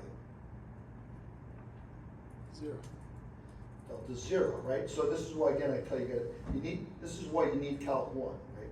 You need to know about this top of the mountain thing here. It's very important. You don't need it now, but you know, your life is still ahead of you, so keep going. I didn't study, I studied calculus like as a senior in high school. I didn't really pay attention much. I then studied it as a first semester freshman college, and I was doing well based on the high school experience, and then that was the first test. I got like 104 on the first test, so then I don't have to study for this. I ended up getting like a B-. And then I said, you know what, I'm just not gonna study any more math. It wasn't until I graduated college and ended up teaching high school math that I became interested in math again. I didn't take my first real crack at calculus until I was about 25. So, you know, you can do it, and you should, because it's important to understand these ideas, quantitative world. So now you can see delta was 20, delta was 50. So what does that tell you about gamma? You have to answer this question correctly. Your delta is increasing as spot is increasing. So gamma is positive. D delta ds is greater than 0. Gamma is d delta. Yeah. But now your delta is 50 and then it's 0. Now what's your gamma? D delta went from 50 to 0. Don't forget you measured where you ended up, which is 0, minus where you started, which is 50. So you're at negative 50 from whatever the size of the move is. Right? So your delta changes to negative. And we talked about this. The other structure that has this property is the risk reversal. Right? right? Which is a risk reversal, you know, in this direction, you're long a call and you're short a put. So your payout looks like this. I like having color again. You know, over here, you're short something, you've got the opposite of what the buyer has. And over here, you're long something, right? Your risk, there's two different ways in which this is a risk reversal. It reverses when you're down here, well, in this case, you always want it to go up. Because your pink line is you, right? You're negative over here, positive over here. What's reversing is your gamma. Why is that a reversal? Because when gamma is negative, you want the world to be quiet. You don't have to trade. You want to earn that theta. You want Friday to come and you can rest. Earn all that sweet decay over the weekend. When the gamma is positive, it's the opposite. You want action. You're like, come on, Mr. President, say something. Get these markets roiled up. Unloose the animal spirits. You know, somewhere in the Middle East, somebody, you know, sad to say, commodity traders, someone in the Middle East, please drop a bomb somewhere, because commodity traders make money when there's turmoil. Yes, Putin, invade Ukraine. 2022 and 2023 were the greatest years ever for pretty much every energy trading house in the world. Between, you know, the oil company, I'm talking about the Citadels, Mercuria, Vitol, any bank that had a trading desk, Goldman Sachs, they all killed it. Because of the level of uncertainty. So your risk is reversing. The other way it's a reversal of risk is if you were short the asset, so you lose money when it goes down, the pink line reverses that and changes it to making you long the asset. It's a hedge. So now we see that this is the situation where here gamma is negative, and here gamma is positive. So now, I can move back and shrink. That's good.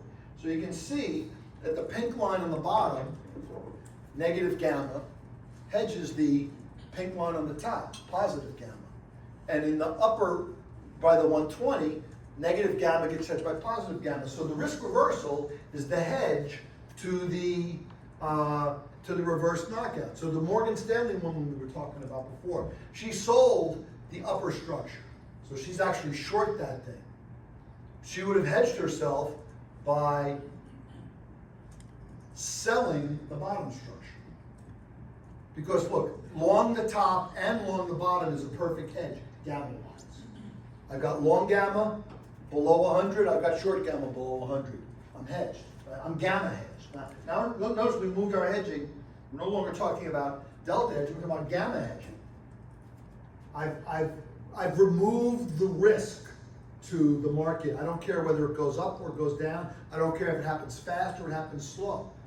I've got neutral gamma, which means I've also got neutral decay on both sides of this thing. Now, this thing will evolve over time, which is kind of interesting because you come in, you know, you did this a month ago, but 2 weeks from now, or 2 weeks into it, the profile is changing. Kind of the famous book by Nassim Taleb, his first famous book was called Dynamic Hedging of Exotic Options. It's recognizing that there's a lot of moving parts and they all change with time. Everything changes with time, right? Devouring time, blunt thou the lion's paw, as William Shakespeare wrote back in 1600 or so.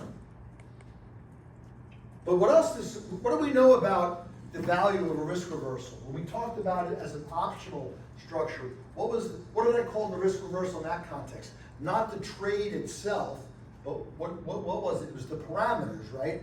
It's, you know, what's the sigma? So let's say, you know, let's say this particular market, let's say that the sigma at the money is equal to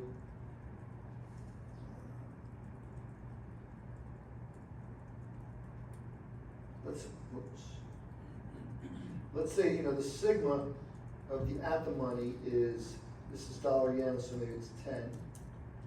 Let's say the sigma of the 25 delta call is 14%. Let's say the sigma of of the 25 delta call put is equal to, let's say, 11%. So what's the risk reversal here? Remember, the risk reversal is the difference between the put and the call, so it's what?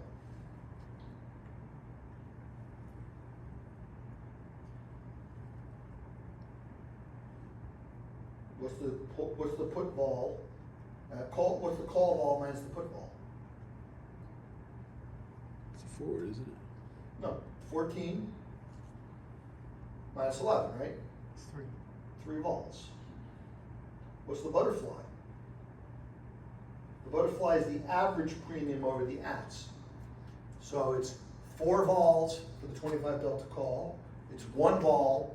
1 vol means 1%. So the average premium is what?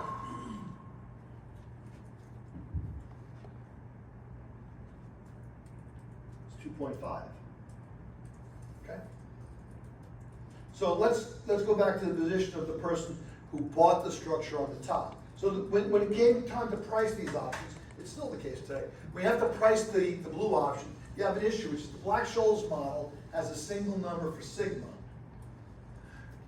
In the vanilla market, they cope with the fact that you've only got 1 vol by just saying, I'm just going to use different vols for different options. The upside option, I'm charging 14. The downside option, I'm only charging 11. The at the money, I'm only charging 10. Right? These are all different numbers, right? Stuck into the same Black-Scholes vanilla European call option pricing model. With the risk reversal, they can only stick 1 number into the closed form solution that exists there. So what number do you stick in there? Do you stick in the 14? Do you stick in the 10? Do you stick in the 11?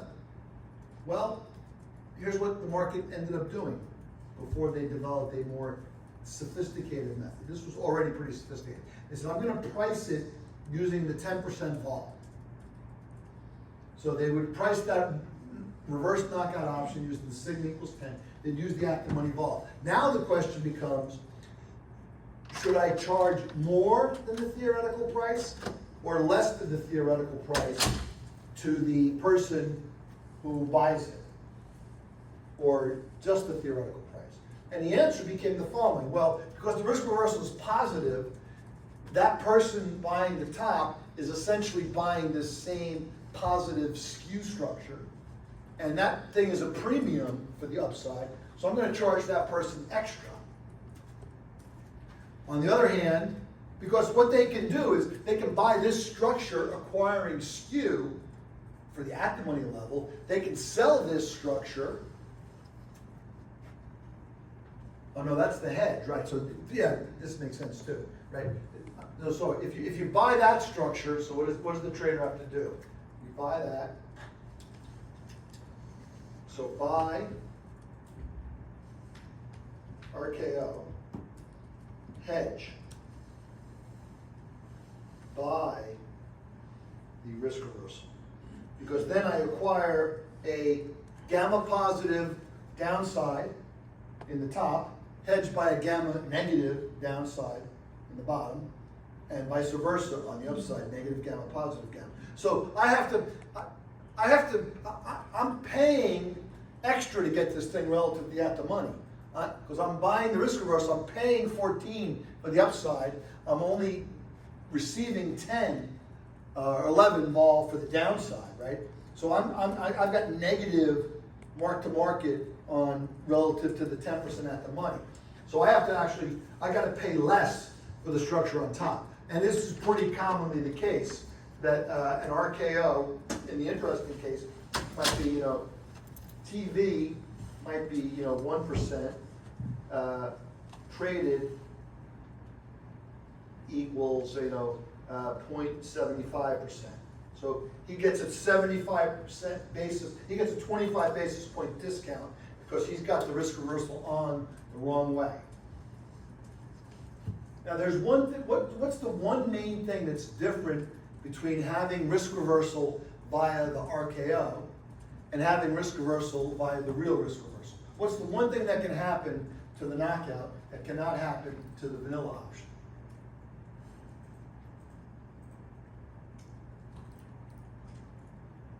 Let's say I bought this option, this is a 6-month structure. So I bought a 6-month RKO, and then I hedged it by selling because Morgan Stanley will also buy these things. They say, you know what, I'd be willing to buy one of these if you wanted to sell one. And the other person might say, yeah, you know what, I think this thing is gonna get knocked out. I'll just buy it, I won't even hedge it. I'll just sell it, I won't even hedge it. Right? I like that, I like to earn premium. Some people like to sell options, right? But what happens is 6 months ago, right? So I buy the RKO, I buy this to hedge. What might happen, what can happen to the owner of the RKO that cannot happen to the owner of this? Getting knocked out. They get knocked out. So what happens if they get knocked out? What do they have now that they don't really need anymore? The currency. They don't need the hedge. No, well, the delta as well, right? They also don't need the gamma hedge, right? Initially, the top structure has a certain gamma profile, and this is the homework assignment 2, right? It's about what happens to your Greeks as you move up and down the ladder. That's called your profile. Because you have to be thinking dynamically. It's not what freezes me in now. You gotta ask yourself, what's gonna happen to me when spot goes up? What's gonna happen to me when spot goes down? What's gonna happen to me when a week or a month of time passes? What's gonna happen if the volatility market, if vols become more valuable, do I make money or lose money? You have to be thinking about all these things. This is multi-dimensional object going on, right? So they have this thing, which is that, now they have this hedge which they put on. They no longer need it. So what do you do when you have something that you don't need? If you follow the Marie Kondo school of keeping track of your life. Marie Kondo is this famous Japanese woman who wrote a couple of books a year ago about uncluttering your life. You got old books in your closet, old clothes. You youngins might not have that much of this, but I can assure you we have more stuff than we need in my house. There's kind of a comic where a man opens up his garage, just filled to the roof with junk, and says to his son, someday This will this be will all yours. be yours. My son has been throwing a lot of stuff out for us recently because he's already attuned to that fact. They may not want to get rid of this notebook that he used in grad school in the 90s, but it's totally in the garbage. You don't like to throw your own stuff out, right? But let's face it. I can't tell you how many years I carried around hundreds of books that I never opened. It's not that because you hate to throw out a book, right? It's a book. Right? But the reality is, and sometimes you see it's sad, like libraries will throw out lots of books. But that's because printing has become cheap. People read stuff online. Just because you spent $100 on it doesn't mean it's worth $100 anymore, right? So he's got this hedge that he doesn't need anymore. So he's going to have to exit it in the market. And also, if you think about it, let's say that the theoretical value of this this thing that he's paying extra money for in the risk reversal is 25 basis points. He has to factor in. That's maybe the fair value of the skew I'm getting up there, only if the option stays alive. But if there's a 50% chance that's going to knock out, maybe you don't get that big of a discount because you have to unwind the hedge. These things go on. All right, we got one more structure to talk about, and then eventually we'll be moving to another. We'll be moving to energy options, right, and multi-asset options. But we want to talk about. And we won't spend as much time on this because life is passing us by. We're going to keep moving. Talk about the double no touch again. Now here's kind of a good, how far have you advanced in this way of thinking, right? So the double no touch, and we'll use the euro this time. So the euro prior to this year, more commonly traded in this range. Actually, a lot of times between 1 and 110, I think. It's gone up a little bit recently.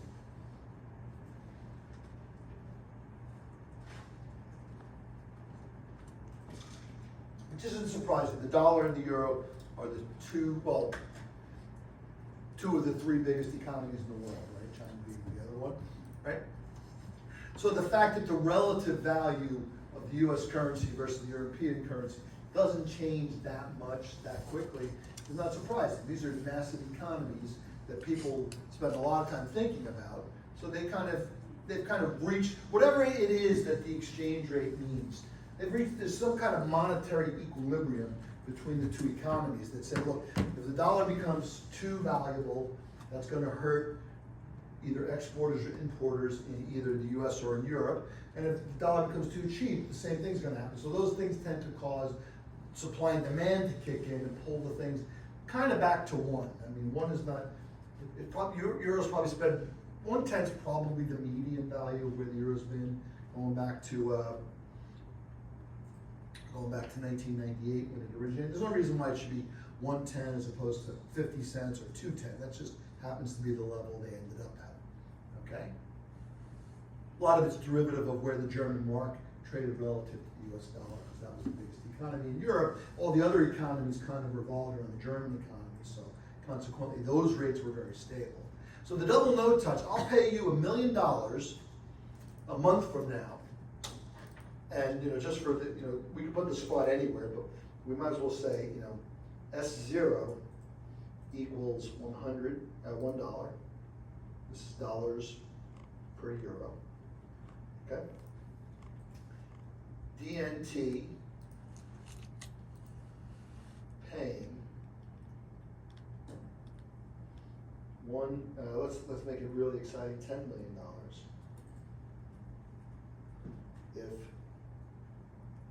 If you could pay dollars, you could pay euros. It's kind of an interesting little twist. If neither barrier gets reached, touched. All right, let's do two. So we're here. So, and in the next month, this is T equals July, August 9th. Okay. So by the way, for the exam, we will have class on the 31st, which I believe is maybe scheduled for exam week. I can't believe it's not in August, but so I want to talk to you more.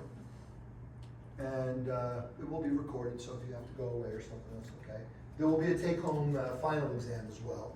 There'll probably be one more programming assignment after this one. I still owe you explicit instructions for that one, but hopefully you can make some sense of it yourself. So how much should you pay for this thing? So there's really three key determining factors as to how much this thing's worth. So first of all, I'm going to give you 10 minutes. I should have made it $1 million. I'm going to make it $1 million because it's just easier to say $1 million.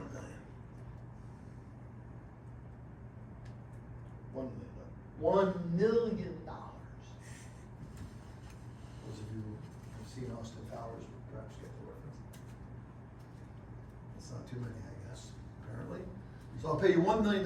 So just ballpark how much it might be worth. Just I don't know, 250,000. okay. I think I'll buy it at $250. Is there like an element of how you mentioned earlier that there's really not as much volatility since like you said 2015? I don't know the how big of Well, we'll come to that in a second because we aren't going to go there. Let's keep it simple. There's a property in Brownian motion called the martingale property. Martingales are a special type of stochastic process. And the property of a martingale is that wherever the martingale is today, if you ask me where is it going to be a year from now, my expectation, the probability is it will be exactly where it is today.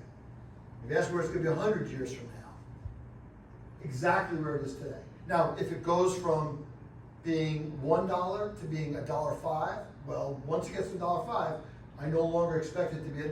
Now I expect it to be $1.05 forever. Futures contracts have the martingale property. The expected value of a futures contract when it gets to its expiry is whatever it is right now. But of course, as soon as it moves, the probability space changes and it becomes that number.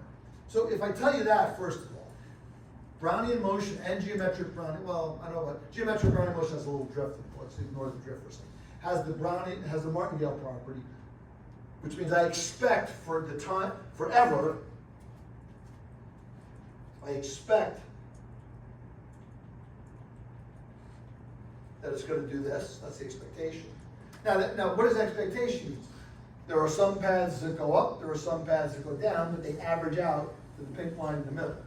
So, be a little more generous if you're big for this up. Pretend, instead of, let me change the question, how much would you sell it to me? Mr. Big Shot, I'll pay you 25% for it. How much do you sell it to me? You sell it to me for 25 cents on a dollar? 'Cause I'll take it. Sell it for 600,000. I'll give it to you for 600,000. 1.1. I'm just throwing out numbers. Well, where I'm going with, given the symmetry of the two barriers to the spot, right?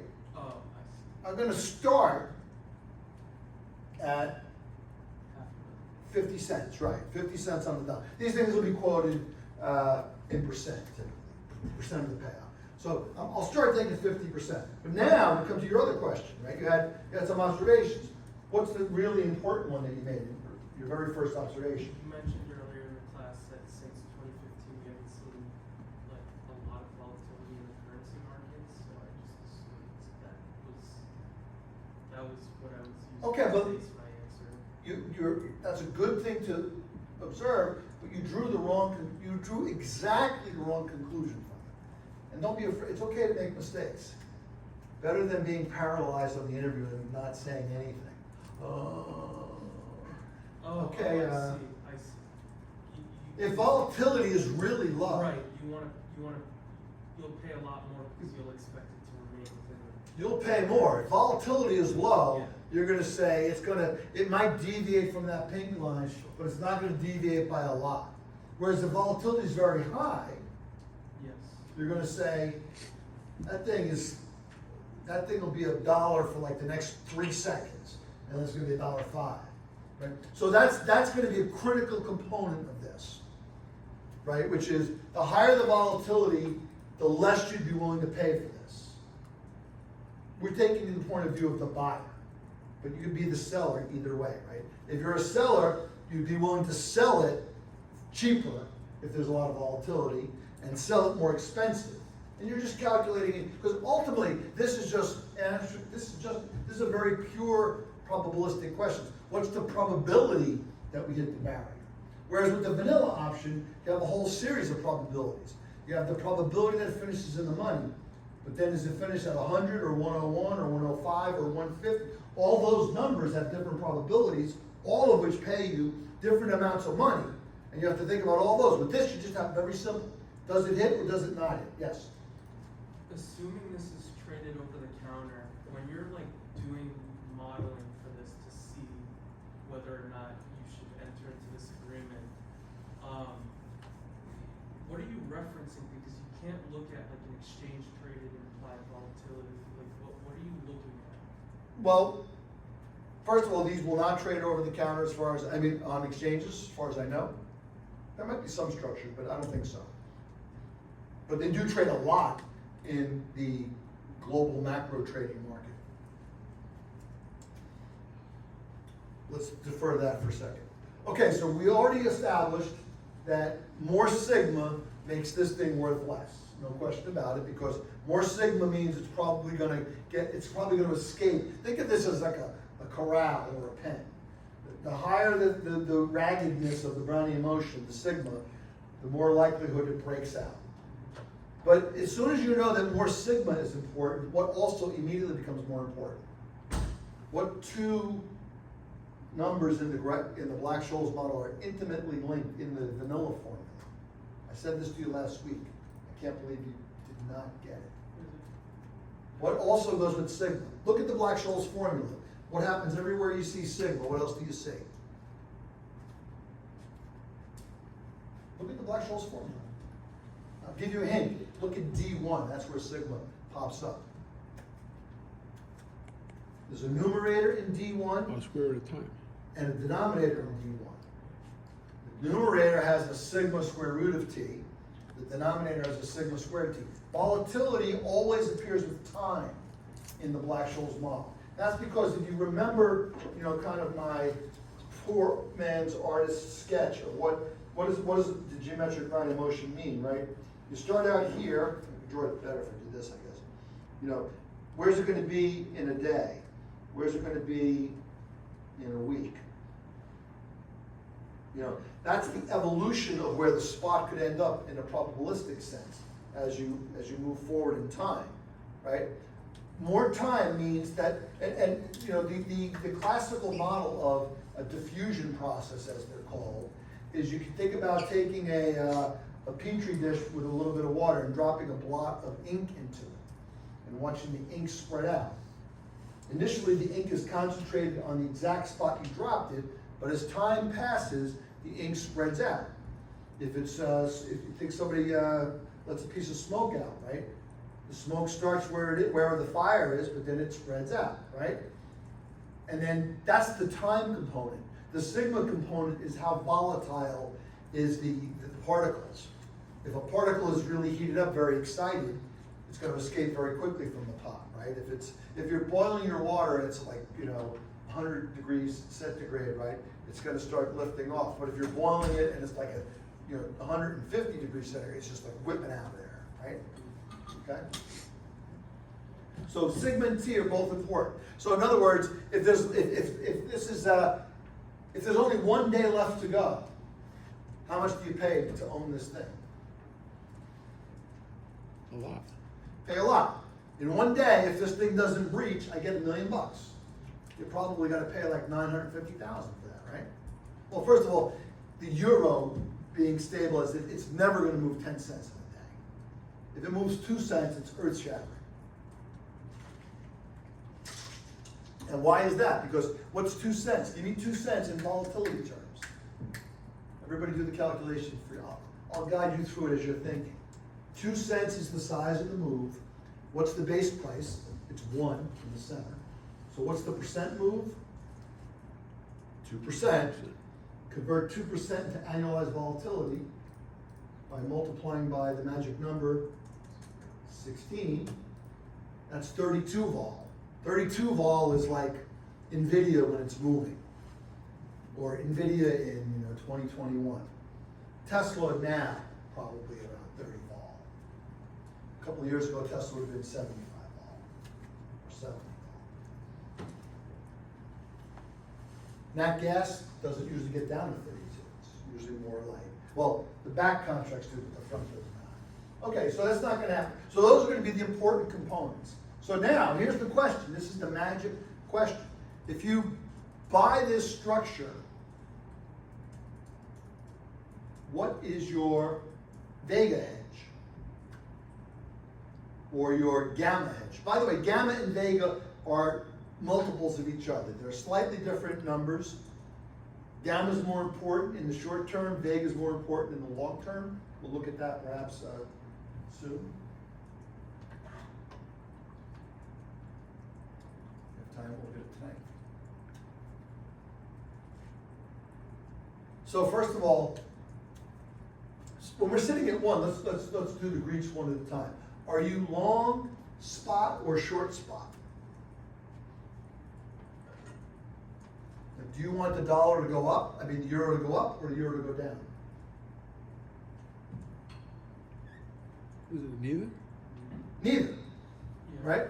Because you're like right in the middle. It can't get better for you. There might be, the Brownian motion has this, the geometric Brownian motion has the R minus Q, which is like 5% in the dollar minus 3% in the euro, as the president's been reminding us, right? Jerome Powell's at least 300 basis points too high. Well, that means that, the dollar is around 4, euro's only around 2, so it's 2% there, right? That number factors into the forward, and the $1 will drift up at that rate per unit time. So if this was a 1-year option and the interest rate differential was 2%, the forward would be like 1.02. So if the forward is 1.02, there's a little bit of a tendency to this thing to ride. Maybe you're afraid, you're already going up, so maybe you're a little bit long dollars in the transaction, so your hedge would be to sell. But let's just ignore the drift for now and just say, since it's right in the middle, you don't really have any delta. You don't really care whether it goes up or it goes. But what happens when it goes up? Let's say You come out of the gate, you bought this thing yesterday, you think you got a good price, you're feeling pretty good, and then all of a sudden, a couple of days in, the euro's at 105. Okay, now you own this structure, you are the owner, you're gonna get paid the million. What do you want the euro to do now? Go back to one. You want it to go down, right? So are you long euros or short euros? Sure. Okay. No, yeah, you are short, right?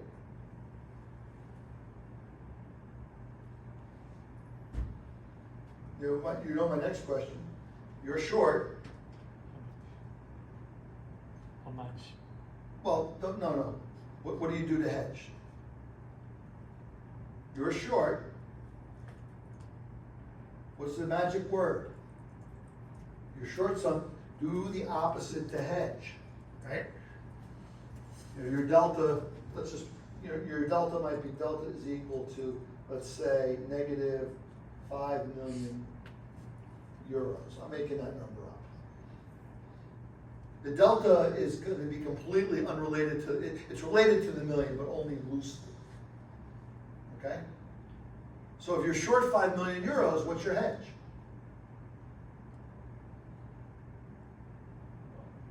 Buy euros.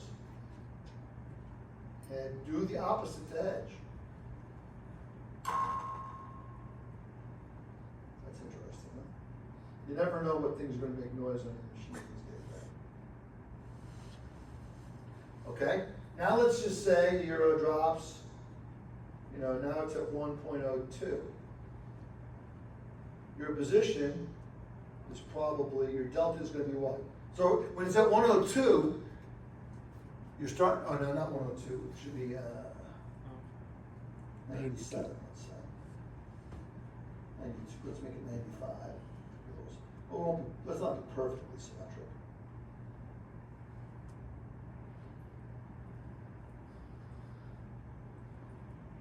So over here we'll make it 0.94.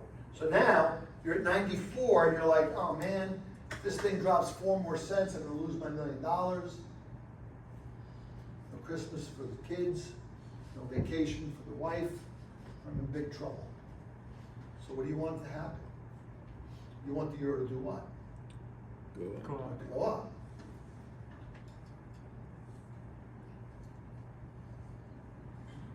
You are short. Now, so let's just erase some of this junk. So here, your delta, let's say, equals you're short, 6 million euros. Should shut that thing up, right? So you have to buy euros. And you see how it works, buy euros, right? So, there must be a way for me to kill that. I think the way is, Notifications off. anything that I have no idea where it is. We'll just have to suck it over now. Those are my colleagues, that's Slack. So I buy euros, I buy euros to hedge, because now if the euro, wait, I want euro to go up. Yeah, so I'm long euros, right? I am long euros. I need to sell euros. Okay? Because that way, if the euro goes up, back towards the pink line, my double no touch is worth more money.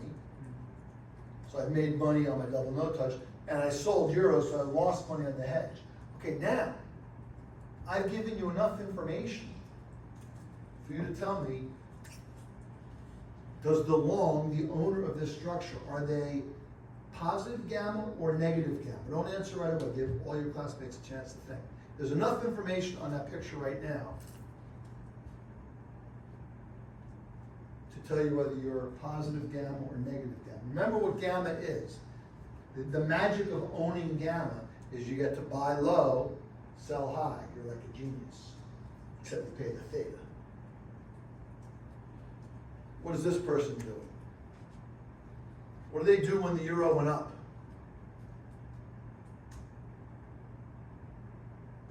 They bought. They're buying euros, because the more it goes up, the more the risk of 110 looms. So they gotta buy euros to try to get back some value before the barrier is hit. Okay? And what are they doing when it goes down? Selling. They gotta sell euros. So they're buying when it's high, and they're selling when it's low. They are the stupid trader, which means they have what? Positive gamma or negative gamma? Or just ask yourself, when the euro was at 105, their delta was negative. The euro drops to 94, their delta is now positive. So the change in delta, what was the change in delta? Positive or negative? It went from -5 to +6. Positive. Positive. It's positive. But what happened to spot? It went from 105 down to 94. Negative. So spot change was negative, right? So what is gamma, right? Gamma is equal to, Negative. gamma equals the change in delta, let's call it d delta, divided by the change in spot. Delta went from being, so what is 5 million in terms of let's just call it, the delta was -5, and then it became +5. The change in spot was, it ended up here. Let me get rid of this. I forgot it. It's gotta be, let's just emphasize it. It's delta new minus delta old divided by S new minus S old. So delta new happened to be +6. Subtract delta old, which was -5. Divide by S new, which is 94 cents, minus $1.05. So we end up with 11 over negative 11.11. Okay. I'm not really worried about the percent part. I just want to capture the fact that the numerator went up. Your delta went from negative to positive. So your numerator is going up. The denominator is going from $1.05, ends up at 94, it's going down. So that your gamma is negative. So your gamma is negative. So how do you hedge negative gamma? But by the way, what's the one compensation you get for owning negative gamma? Almost always.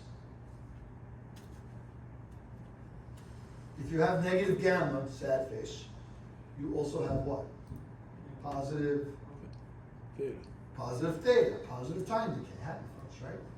Nobody, if negative gamma was sad face and there was no happy face to go with it, everybody would be like, here, take my gamma, take the negative gamma. And nobody would buy it, right?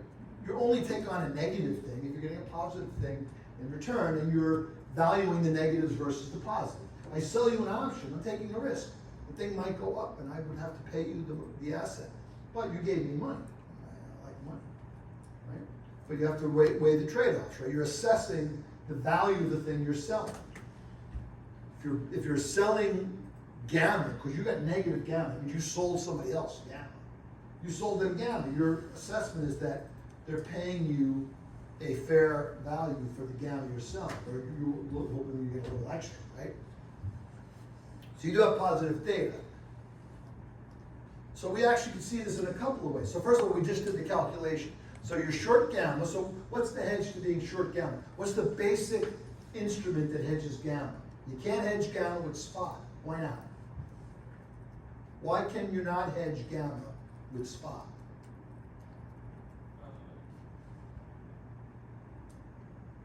In the bond market, why can you not completely hedge a bond with an interest rate future? What's that magic word associated with Convexity. gamma? What is it? Well, the bond would be convexity. Convexity. It's also gamma means convexity. Convexity means I can buy low, sell high. That's what convexity is. So gamma, right, is about convexity, right?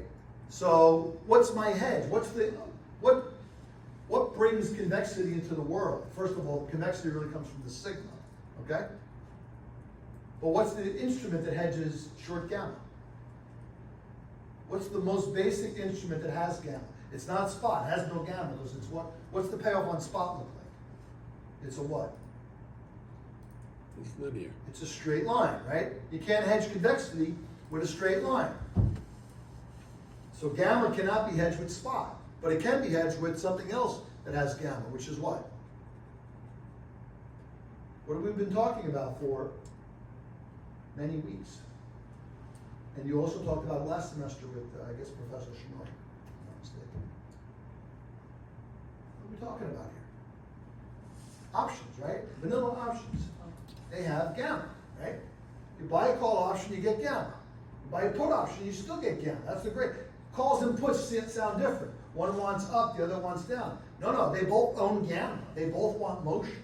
They both want movement, right? So if you are short gamma, what's your hedge? Buy gamma. How do you buy gamma? Buy vanilla options, okay? You could buy another one of these, but what's that point? You sold your body, you did nothing, right? You're not looking to get rid of all your risk, you're trying to hedge your risk, right? So you buy gamma by buying a vanilla option. Should you buy a put or a call? The answer is you should buy both. Because when it goes, what do you call that when you buy the same strike, a put and a call at the same time? There's a name for that. It was in last semester's course. It's on the quiz too, on the midterm. What do you call it when you buy an at-the-money put and you buy an at-the-money call? So your payoff is hockey stick left and hockey stick right. It's a V. It has a name. It begins with an S. T, R, A. What is it? Straddle. Straddle, right? Buying both options of the same strike, typically out of the money, at the money, is the straddle.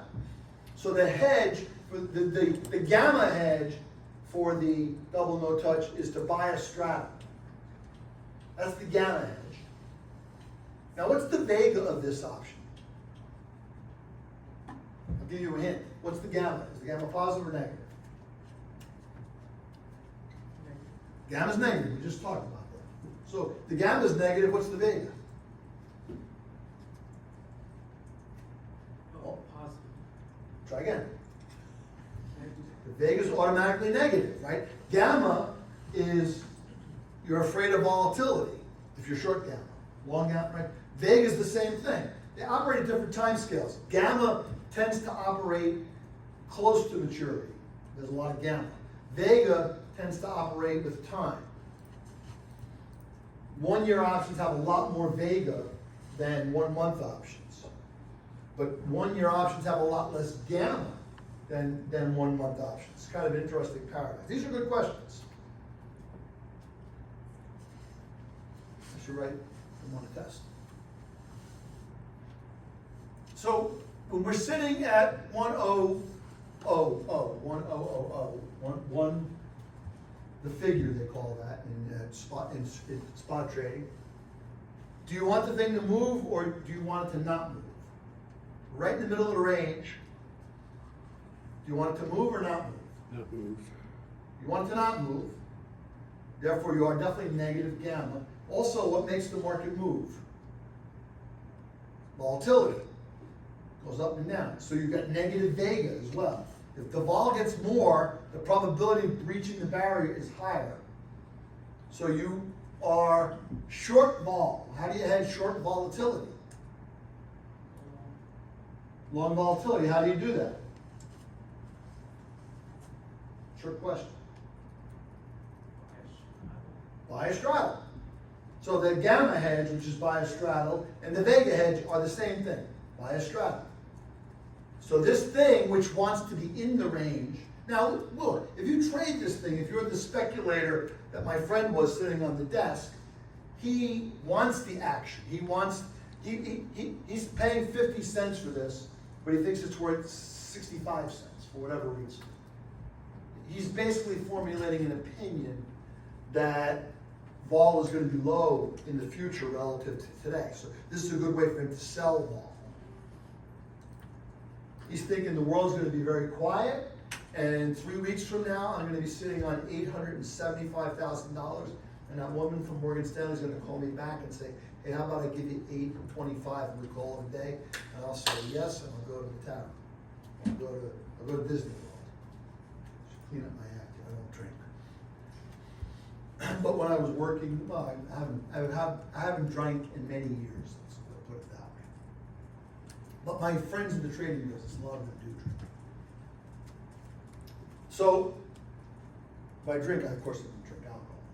Drink almost every day, right? But, all right, so that's your hedge. So the hedge is buy or sell a straddle, right? So the woman at Morgan Stanley, when she sells this option, she's all of a sudden long a lot of volatility. And what she will do immediately is she will sell volatility. She will hedge this exposure by selling vanilla options. And the reason? Well, let's say at the money vol is 10. She's probably buying this from you at like 9 vol. She's paying a little bit less than it's really worth. And she's going to try to sell it to somebody else, the vol options at 10.5 vol. She's going to look to capture the Vegas spread. She's being paid to manage the various exposures that can be expressed as gamma. An options trader is not about trading spot. They only are about hedging their spot. They never want to have exposure to spot. If you take an exposure to delta, if you run a book which doesn't have 0 delta, you're saying I've got an opinion about spot. People who have opinions are called prop traders. They're just speculating. Now, option traders will be opinionated as well, but their opinions will be about the relative value of Vega and the relative value of gamma. If they're selling a lot of options, they're taking the position that I would rather be short volatility because I think it's going to go down. And don't forget, they're in the middle, so they're trying to buy at 9, sell at 11. Buy at 9.5, sell at 10.5. But in the meantime, what is their willingness to hold inventory? Because you can never be totally at 0. The only way you can be at 0 is if you're continually crossing the spread. Somebody pays you, but then you right away you turn around and you pay Goldman Sachs, right? Well, you don't want that, but you have to have an opinion. But your opinion is not about is the euro going to be stronger or weaker. Your opinion about is whether vol is going to be higher or lower.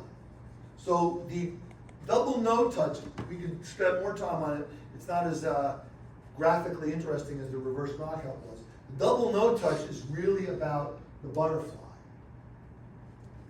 And why I say that is that what is the butterfly? Butterfly is equal to, I guess it probably depends, but let's write this. Long 2 at the money, short, and this would be the 25 delta butterfly. Short, 25 delta call, and 25 delta put. Now when you learn about butterflies, what does this thing look like? I'm short at 25 delta put, and then I'm long at the money option, and then I'm short a 25 delta call. So let's give this some numbers. Let's say long 200 shares Apple at the money. K equals 100. Short 100. K equals 90. K equals 110. So this is kind of a good thing. This would be a good question for me to ask you on the desk. Draw me the payoff diagram of this structure. I'm long 200 shares of the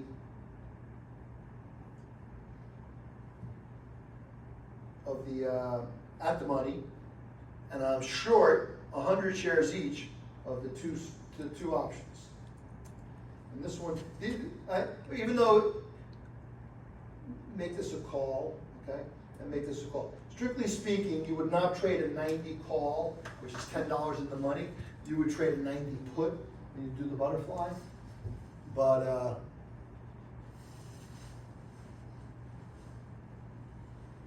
by the way, what do you call, so if you do 2 units at the money, both a put and a call, it's called a straddle. What's it called if you do a 25 delta put and a 25 delta call? It also begins with STR, but it's not a straddle. It's called a strangle. I don't know why, but that's what it's called. So the strangle, so straddle, let's draw a straddle. Straddle is long 2 units here. A strangle, it doesn't have to be 25 delta, but it's long this guy and this guy. Okay.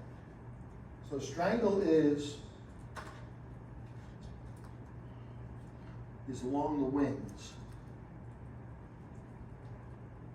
The straddle is along the ats.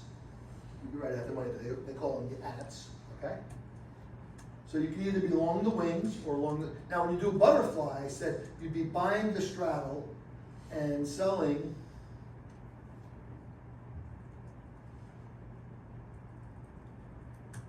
butterfly is you buy the straddle, sell the strangle,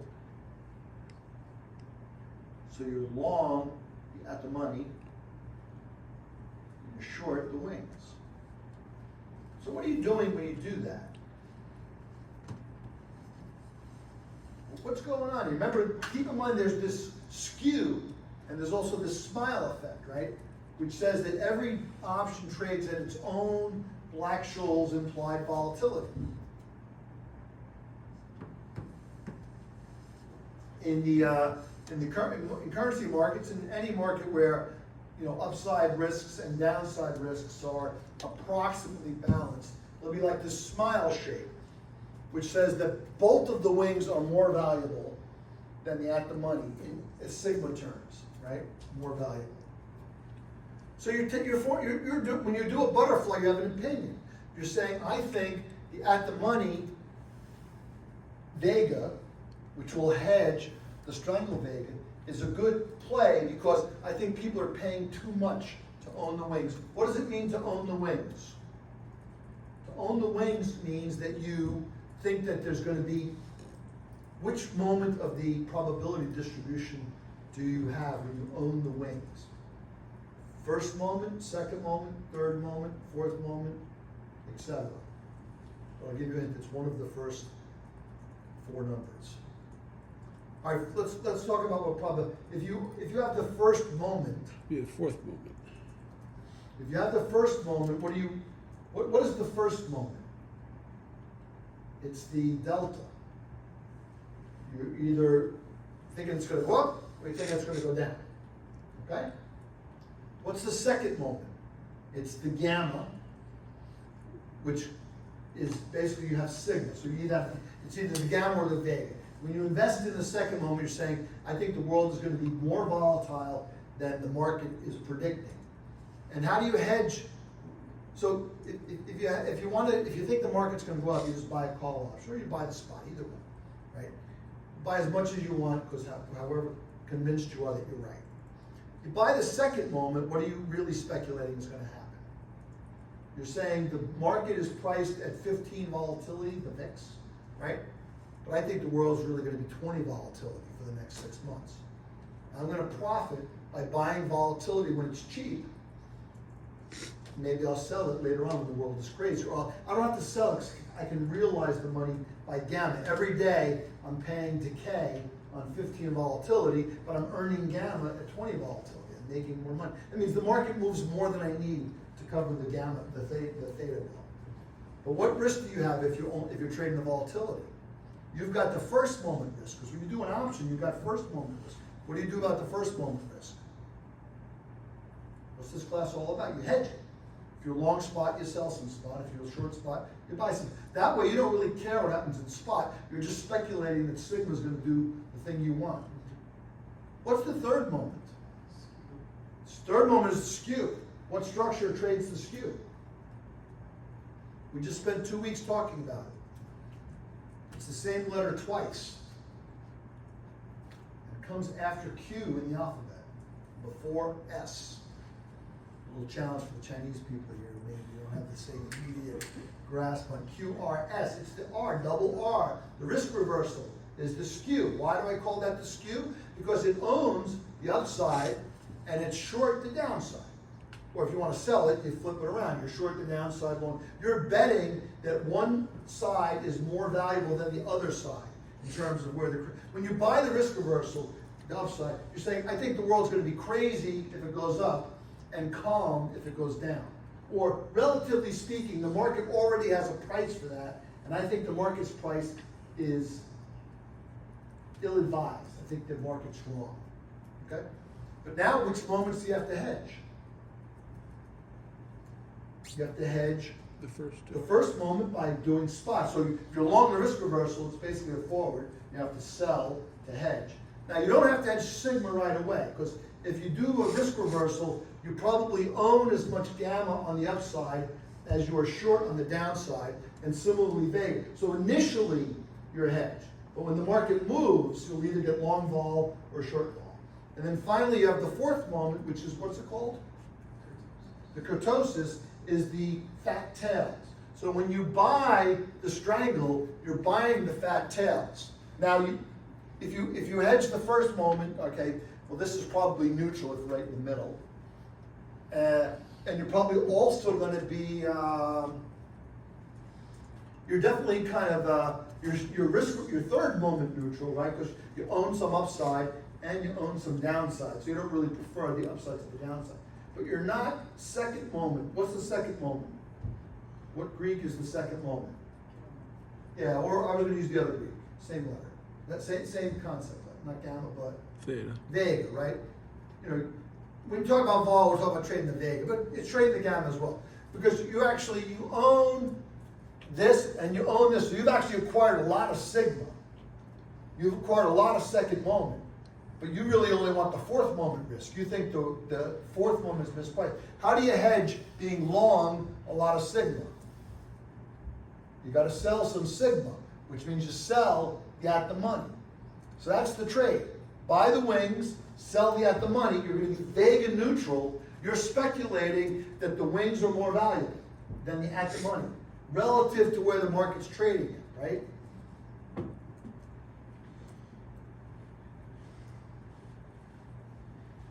What other structure is, so if you do that, you're saying, what are we saying here? We're saying, I think the wings, you know, if you buy the, okay, so what do we do here? If you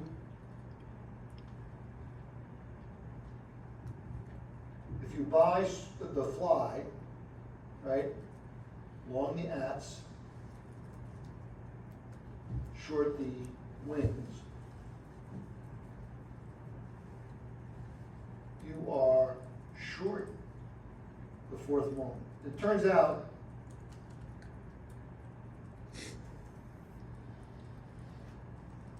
I have to think a little more about why that's a good hedge for the real hedge for this structure is only the at the money. I'm short a lot of volatility, so I got to buy at the money options to hedge myself. Yes. You can, like, for all the Greeks, but specifically for vega, you become, like, if you hedge and you become vega neutral, that's only for time t. You make a very good point. Every Greek is only a momentary hedge. Right? As soon as spot moves, or sigma moves, or t moves, your hedge is no longer perfect, and you have to rebalance. But rebalancing costs money because you have to cross the spread to rebalance. But the truth is, if you buy this double no touch and you sell a straddle, straddle at the money option, you're gonna be Vega neutral for a while. But, you know, if it goes up, you know, your Vega, now this is an interesting question. What happens to your volatility exposure? This is kind of the other side of the fourth moment. Because what we haven't talked about, and we will have to do something on this next week, is what we're really talking about is, and this is like kind of this is the master class, the advanced part. This is where this is called, what's this called? Advanced, what's it called? What's the name of this class now? Advanced topics. Yeah, this is where the advanced topics come in. So all of this work was really to get to the advanced topic. And the advanced topic is the sensitivity of your Vega. I'm going to use lambda for that, with respect to spot, and the sensitivity of your Vega with respect to sigma. So what is lambda, right? So this one is equal to the spot sensitivity of your, so lambda is your lambda is Vega. Right, so lambda, which is Vega, some people use kappa, which is like a K, equals the sensitivity to the volatility. That's this one. This one over here is equal to the sensitivity with respect to volatility of the sensitivity with respect to volatility. So these are second order partial derivatives. We write this one as dc ds d sigma. We write this one as dc squared d sigma squared. This one's called mana. This one's called Volga, which is vol.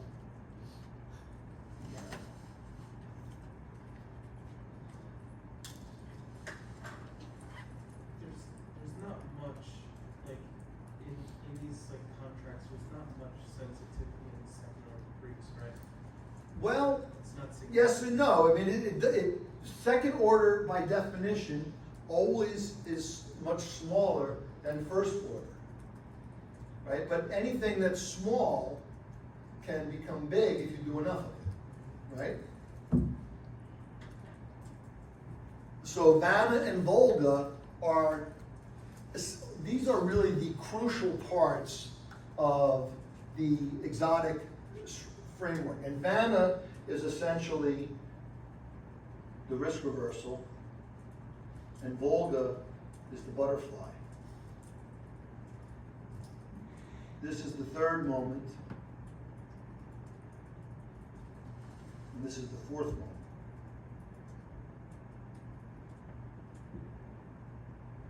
This is skew, and this is kurtosis. And these are important concepts. For example, taking skew, right? People learned in 1987, when the US stock market crashed, that if you priced your at-the-money options and your upside options using the same Black-Scholes volatility as the downside options, you screwed yourself, because there's the world really, in equity, when, you know, the stock market, you know, we talked about this, right? The stock market goes up, you know, percent a day, then it goes down 1%, it goes up another 0.5%, down 1%. You know, maybe at the end of the year, if you're having a good year, you get 10% back. Maybe you get more, but, you know, let's just say 10%. The stock market can lose 10% in 2 days easily. Happens a lot. The stock market will lose 10% inside of a week, let's say, regularly. Maybe not once a year, but every couple of years, certainly. We've had it happen this year. The stock market never gains 10% in a week, unless it first lost 15%. Right? The only way the stock market goes up 10%, the only way to wake up 10% richer in the stock market today is if you were 15% poorer yesterday, right? You know, because it takes time, right? You know, people want to buy stocks. They like to take their money and watch it go up, right? But, you know, the world doesn't get bigger faster. GDP is growing 3% a year. Why should your money grow by 20% a year, right? You know, there's leverage, there's investment, but anything that, anytime something's growing at 3%, even if your capital allocation is juiced by leverage 50%, well, if the world's growing at 3% and you've got a 2-for-1 bet, you should probably make about 6%. And if there's inflation, maybe you make another 2% on top of that, right? And if you're investing in a growing industry, maybe you get triple return instead of double, right? You know, but all these things are factors that on the other side, and so people want to buy equity. They think the stock market's going to go up, but the stock market can't go fast enough to make people happy. So eventually, people buy too much, and then it goes down. Okay, so we'll talk about the relative use of puts and calls to hedge risk reversals and double no touches next week. Work on your exam, and we'll also talk next week about what happens when you have two assets involved, two underlying assets. So the example we'll spend more time on than anything else for the rest of the semester is a power plant. Electricity generation plant sitting in the middle of Texas, summertime. Let's say let's put somewhere not quite as hot as Texas. Let's say sitting like in the middle of like Pennsylvania. And that power plant, the way it works is many power plants, you buy natural gas and you send it into the power plant. You heat water, you boil it. The water generates steam. Steam causes a turbine to change. Turbine's got a magnet in the middle with copper on that creates electric field. Goes out into the world of electrons. Gas comes in, power goes out. We have two assets, both of which are random, correlated but random, and you have two asset risk you have to deal with there. How do you price that risk? And we'll talk about that next week. Okay?